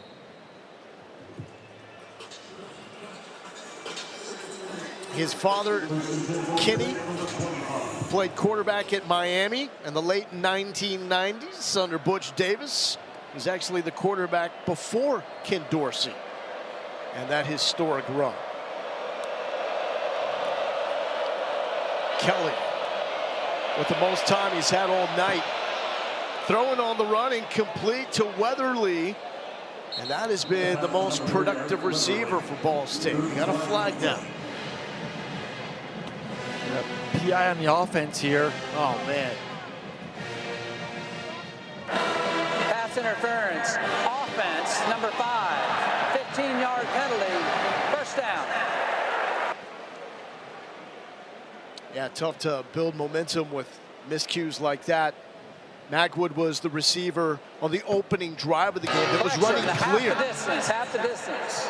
He was sniffing the end zone, but the ball was overthrown by Kelly, and that was the first missed opportunity in a game of many of those for the Cardinals.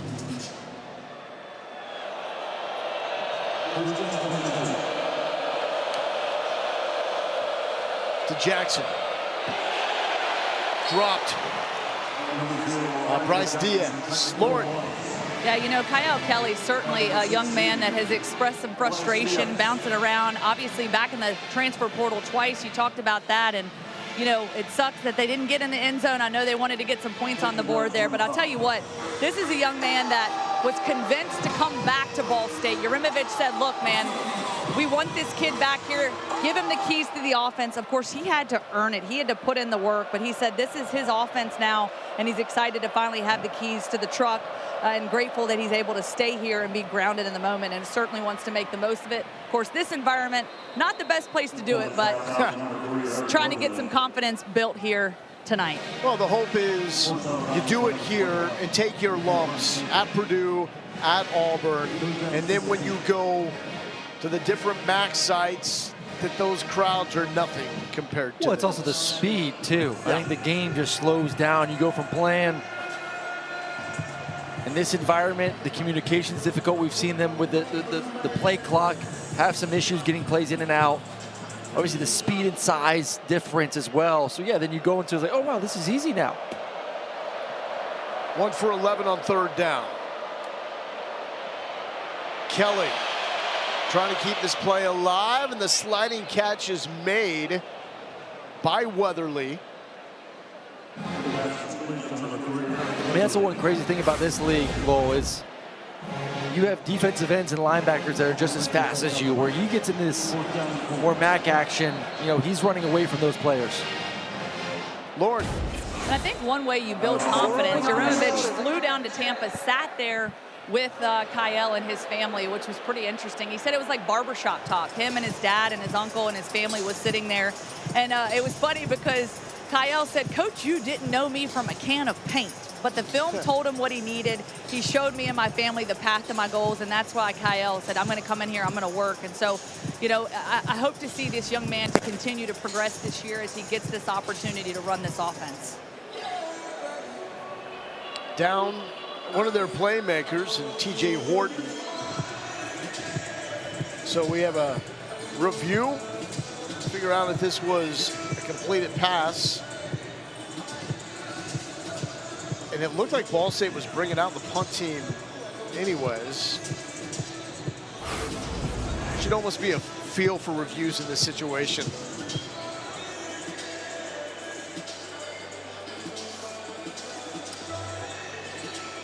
So when is the ball secured? Yeah. Feet obviously in, knee, that right knee's in. I think that's a catch. Unless it comes out after he makes contact with the ground and doesn't complete the act of the catch. Yeah, I agree with you. As long as that ball stayed secure through impact with the ground. Hey, officials got to get their TV time too. After review, the ruling on the field is upheld. 4th down. So that's the new language that you will see with reviews this season in college football. It's going to be upheld or overturned. No more confirmed. Just trying to make this entire process go faster. So 4th down, the offense is out. I love it. Why not?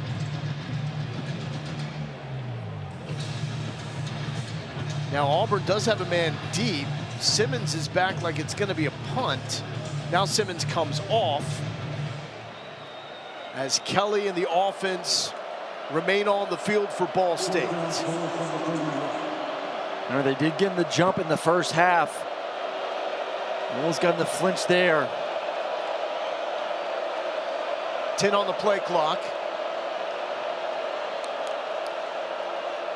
As Auburn defense itching to go.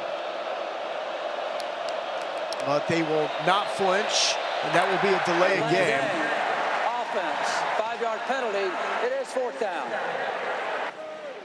Always wonder about situations like this. If you're Ball State, why not go for it? Like, what's the difference in getting a first down, having an opportunity to get more offensive plays, and a turnover here where maybe they score again, and instead of losing 35-3, you lose 42-3. You get your defense more work in a more realistic environment. Do they need more work? Probably not. Just giving you the answer why.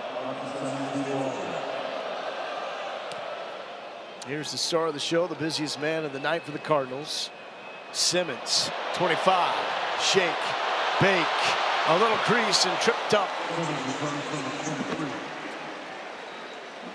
by Alfred Shea. Great field position here for Auburn if they choose to pour it on. Tigers taking over when we return.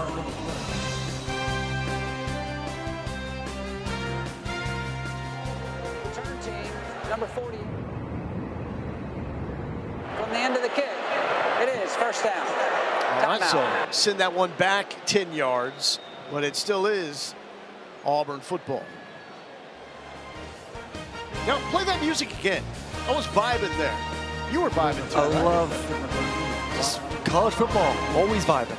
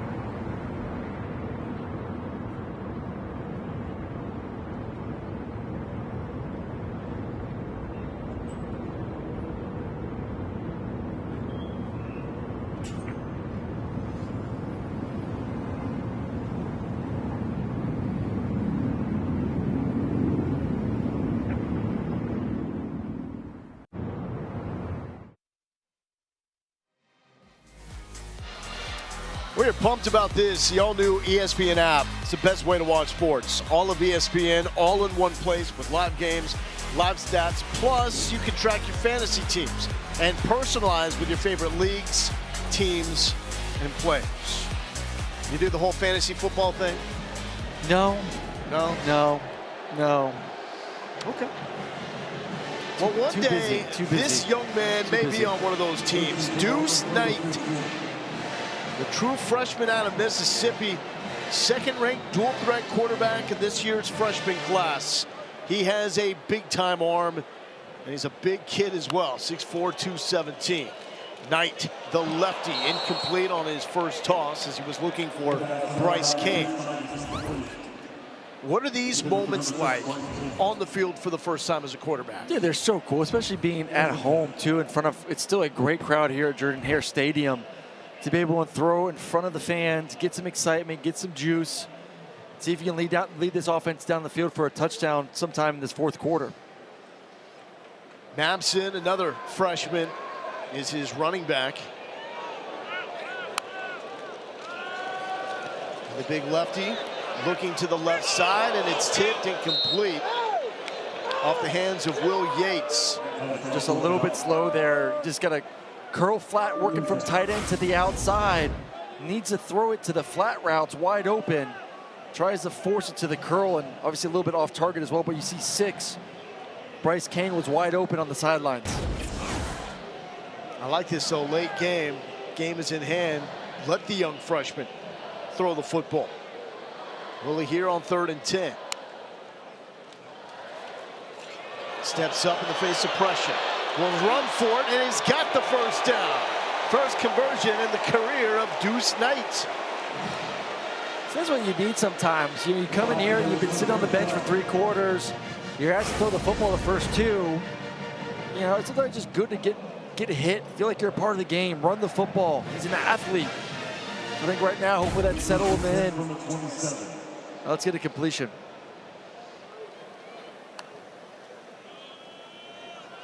Mabson to the 30. Lauren. Yeah, I love what the offensive coordinator said about Deuce Knight. Super talented, but this is a guy super calm and collected, and I've watched him on the sidelines throughout the evening, and right now, super chill right now. He said if he throws an 80-yard touchdown or a pick, you're going to get the same reaction from him, and right now it seems like he's settling in and keeping it chill right now. I love impatient fan bases because the best ones are. You got one here because the expectations are so high. But the job Hugh Freeze is doing, not just transfer portal, but recruiting, out of this world. Knight lost it. I think he got it back. Fans don't like the hit once Knight was on the ground by Dwan Eccles. They don't want their prize recruit getting hit late, and this was late. I get why the fans are upset. He's clearly down on the ground, plays over, and then defender jumps on top of him. It's a good situation. Can he stay calm in the pocket now? 3rd and long, get through your reads. Used the legs last time. Backside pressure, did not see it, lost the football, caught it back, and is able to get 1 more yard before being dropped. It was Dwan Eccles this time, before the whistle, that was able to strip it. That's 2 good learning moments right there for that young man. You got to protect the football. It's the most important. It's the fastest way not to get on the field. If you cannot protect the football, you're going to get hit. These defenders, they're taught, especially the SEC, they're taught. I'm not just trying to sack the quarterback. I'm trying to knock the ball out of his hands.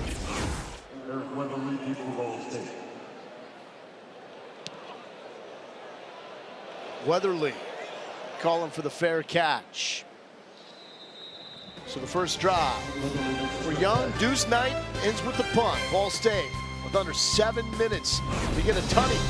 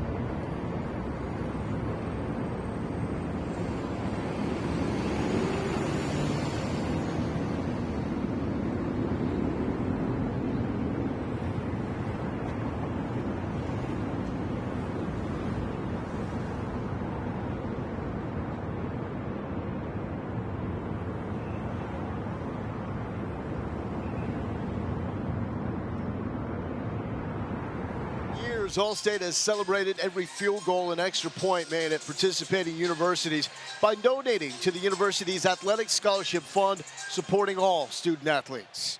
Thank you to All-State. A field goal for Ball State, the lone points on the board for the Cardinals in game number 2 for Mike Urimovich, first-year head coach, coming over from FCS Butler. Tackle made. Coleman Granberry, so some of the young guys getting a chance here for the Auburn Tigers. It's a good look for a linebacker, a little neck roll action going on. Oh, I love it, I love it. This is great. We just talked about the offense against some of the freshmen in. A lot of freshmen on this defense. You talk to this coaching staff, very excited about a lot of their playing times. Fagan's on the back end, 21 at the safety position. Keep an eye out for him. The number 4 ranked safety in this year's freshman class. Looking sideline, and that was a one-hand attempt by Keon Magwood. Kelly 9 of 14 through the air, 72 yards.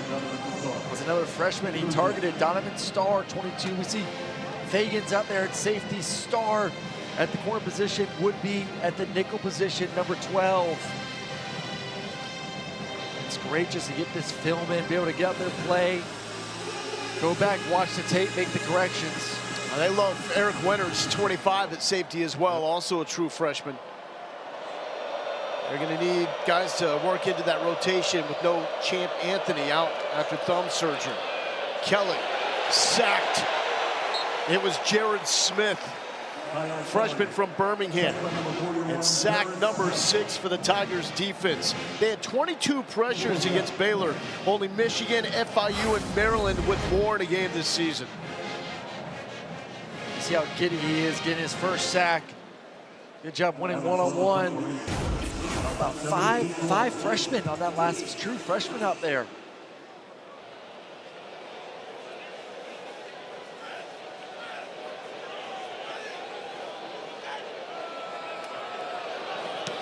Saul punts it away. Malcolm Simmons backing up.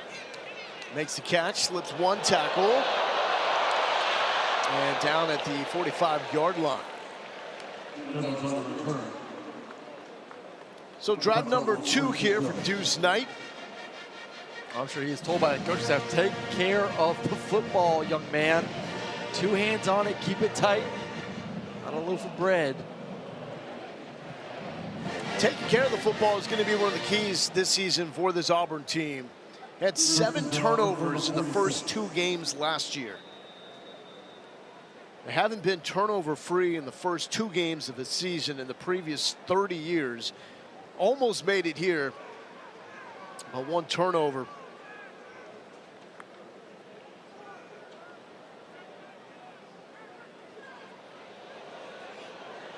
And that was on the play of the tight end. That was very close.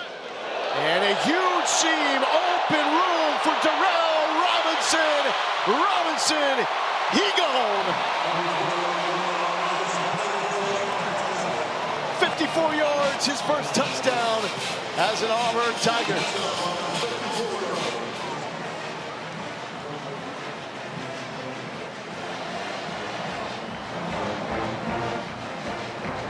Jet motion was enough, get the linebackers moving one direction. Darrell Robinson going back to the short side and just burst through. You know, Robinson was the only Tiger on this roster at the running back spot with a 100-yard game in his career. He now has company because Jeremiah Cobb went over 100 tonight. That's a huge run for Darrell Robinson, trying to build up his comfort level and the confidence of his coaching staff.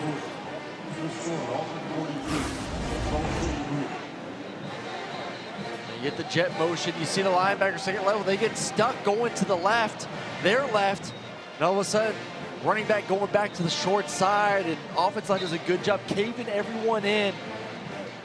And it looks like Lowell Galendo dancing in the sidelines. Wow, I mean, you don't want to put that kind of mojo on Darrell Robinson. That's a lofty level to try to The cowboy boots you're wearing tonight, I think you look like you go do a little 2-step. got the ponytails, baby. Oh, this so 3 40-yard touchdown runs tonight for the Tigers. 2 from Cobb, that one from Robinson. They had 1 touchdown run of 40+ all of last year. I mean, look at the rushing. I mean, last week, 370 yards. This game, 209. Obviously more balanced with the pass game. But last year, man, they 165 yards per game on the ground, 7th in the SEC. Looks like that tide is changing a little bit.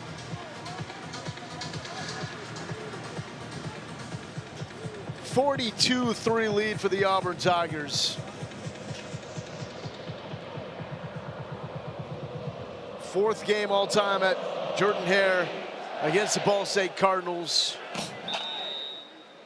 On their way to making it all wins.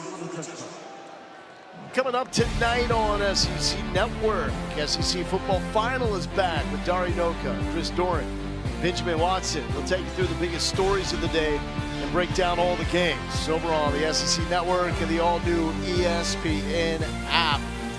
Lead story, Florida. Yes, especially with Doring in there. You gotta rip Doring a little bit. Don't do that to my guy. Oh, Chris. He's one of the nicest people you'll ever meet. Now, if Oklahoma holds on to get this win against Michigan, Dari's going to be smiling year from year.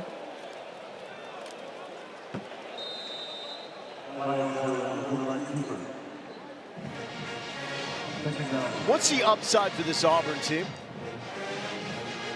How good can they be? I think they can be really good. I think they're good in the key places you need to be. Offensive line, defensive line. They got great skill. They have a quarterback that has all the talent and can run. You know, the back end is going to be the question mark, especially what we saw last week. Did tackling look better to you? Tackling looked better tonight. I mean, the big game is going to be at Oklahoma on the road against that offense. At A&M, Georgia's here. Missouri looked good too. Missouri's looked good the first 2 weeks. You and I had them a week ago.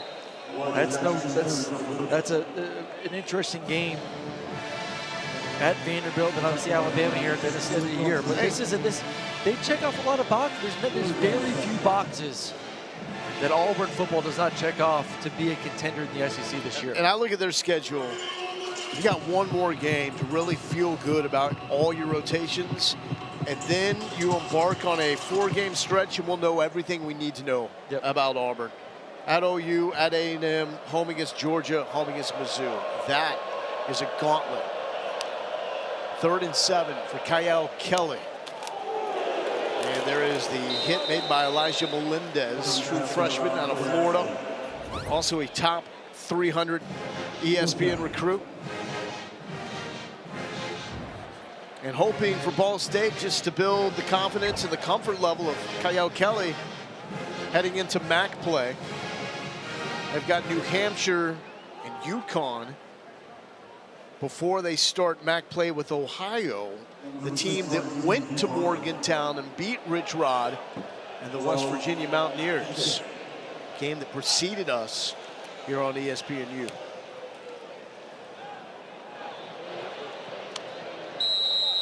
Bryce Kane with his first return. Calls for the fair catch. Football spot at the 25-yard line, and here's a transfer from Stanford now. Check that. It's going to be Deuce Knight again, not Ashton Daniels at quarterback. Yeah, I think you want to get Deuce as much opportunity to get in this week.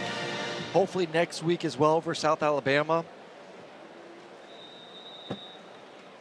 The Fighting Major Applewhites of South Alabama. They lost a good quarterback in Gio Lopez to North Carolina in the transfer portal.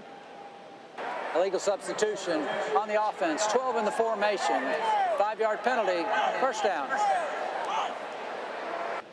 So Auburn in the preseason poll in the SEC picked 11th out of 16 teams in this conference. And this conference is wide open. I feel you. Wide open.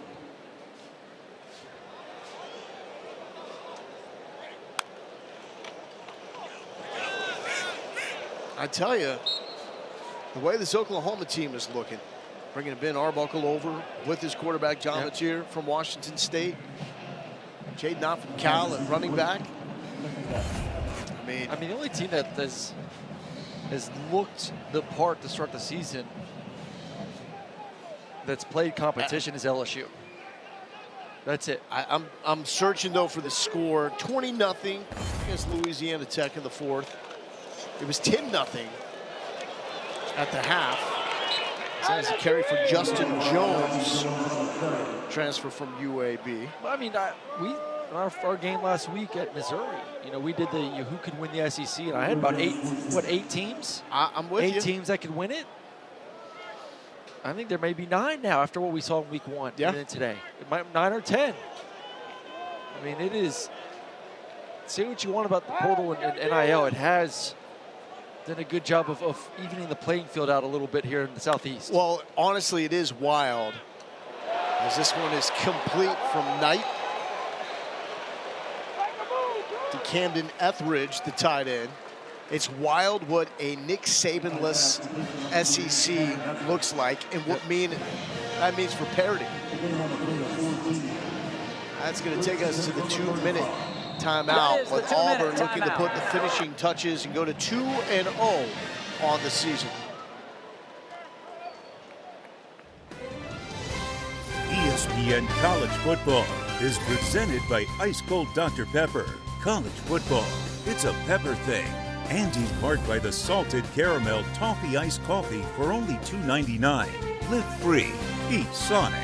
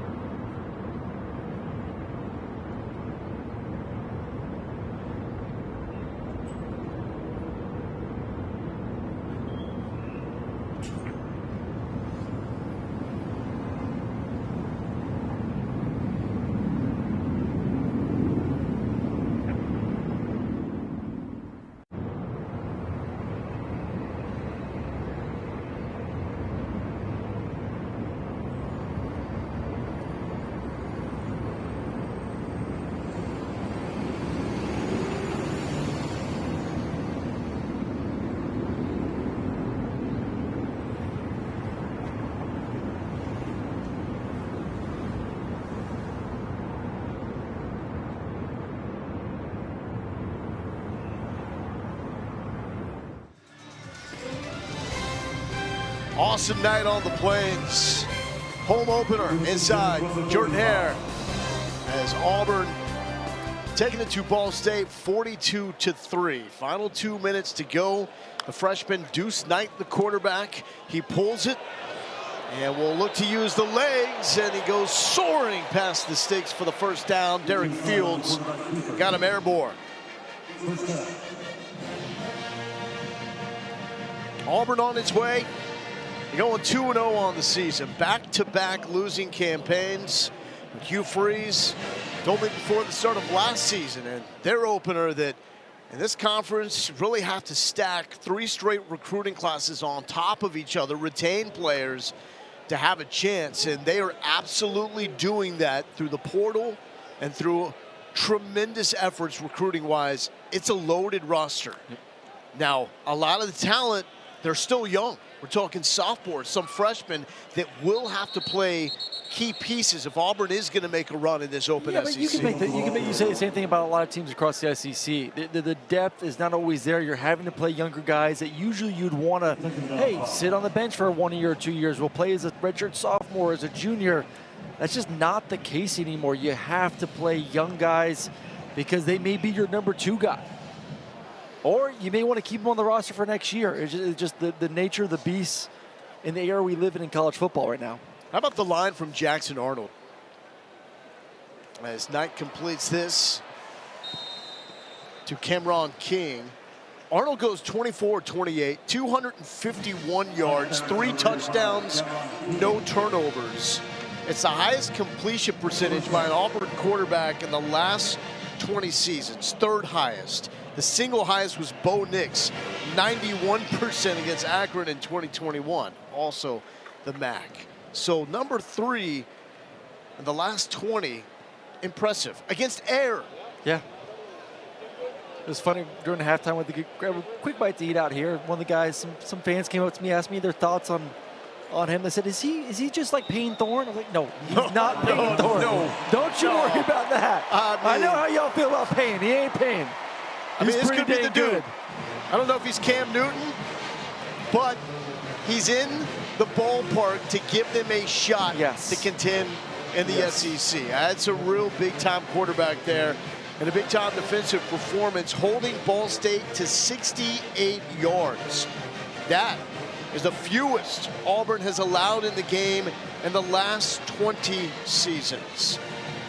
14 tackles for loss, 6 sacks. And Sylvester Smith was just looking to take bodies tonight. One of the more entertaining performances. Special teams on defense. I mean, just an absolute headhunter back there. And that's one of the big questions, that secondary. And the linebackers, Johnny, young guys, but they're just hopefully going to get better and better. And what Durkin can do defensively, schematically, is going to be a nightmare week in, week out with the depth and skill of this defensive line.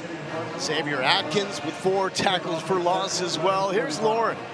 All right, Coach, first home game of the season. You wanted to see hunger from this football team. Take me through tonight and what you saw from them. I thought our defense had incredible passion and flew around and were physical. And that was really good to see. And I thought that they improved from week 1 to week 2. Offensively, I thought we stayed balanced. Jackson's stat line looked really good, I think. And, you know, we had some explosive runs, too, and got a lot of kids in. So I think it was a solid night. Obviously, we'll look at the film and see if we can't get better for next week. But always good to be in Jordan-Hare and get a win for our incredible fans and students and supporters. Yeah, and Jackson Arnold playing 3 quarters of this football game. What did you see from him in the offense and his ability to obviously air it out? You got some good runs in there as well. Yeah, I thought he was really solid. You know, we didn't I called probably a few too many shots, and he held on to it a little bit, and that got him in trouble in the pocket a little bit. And they were playing pretty soft, and I probably put him in those positions, you know, myself for those calls.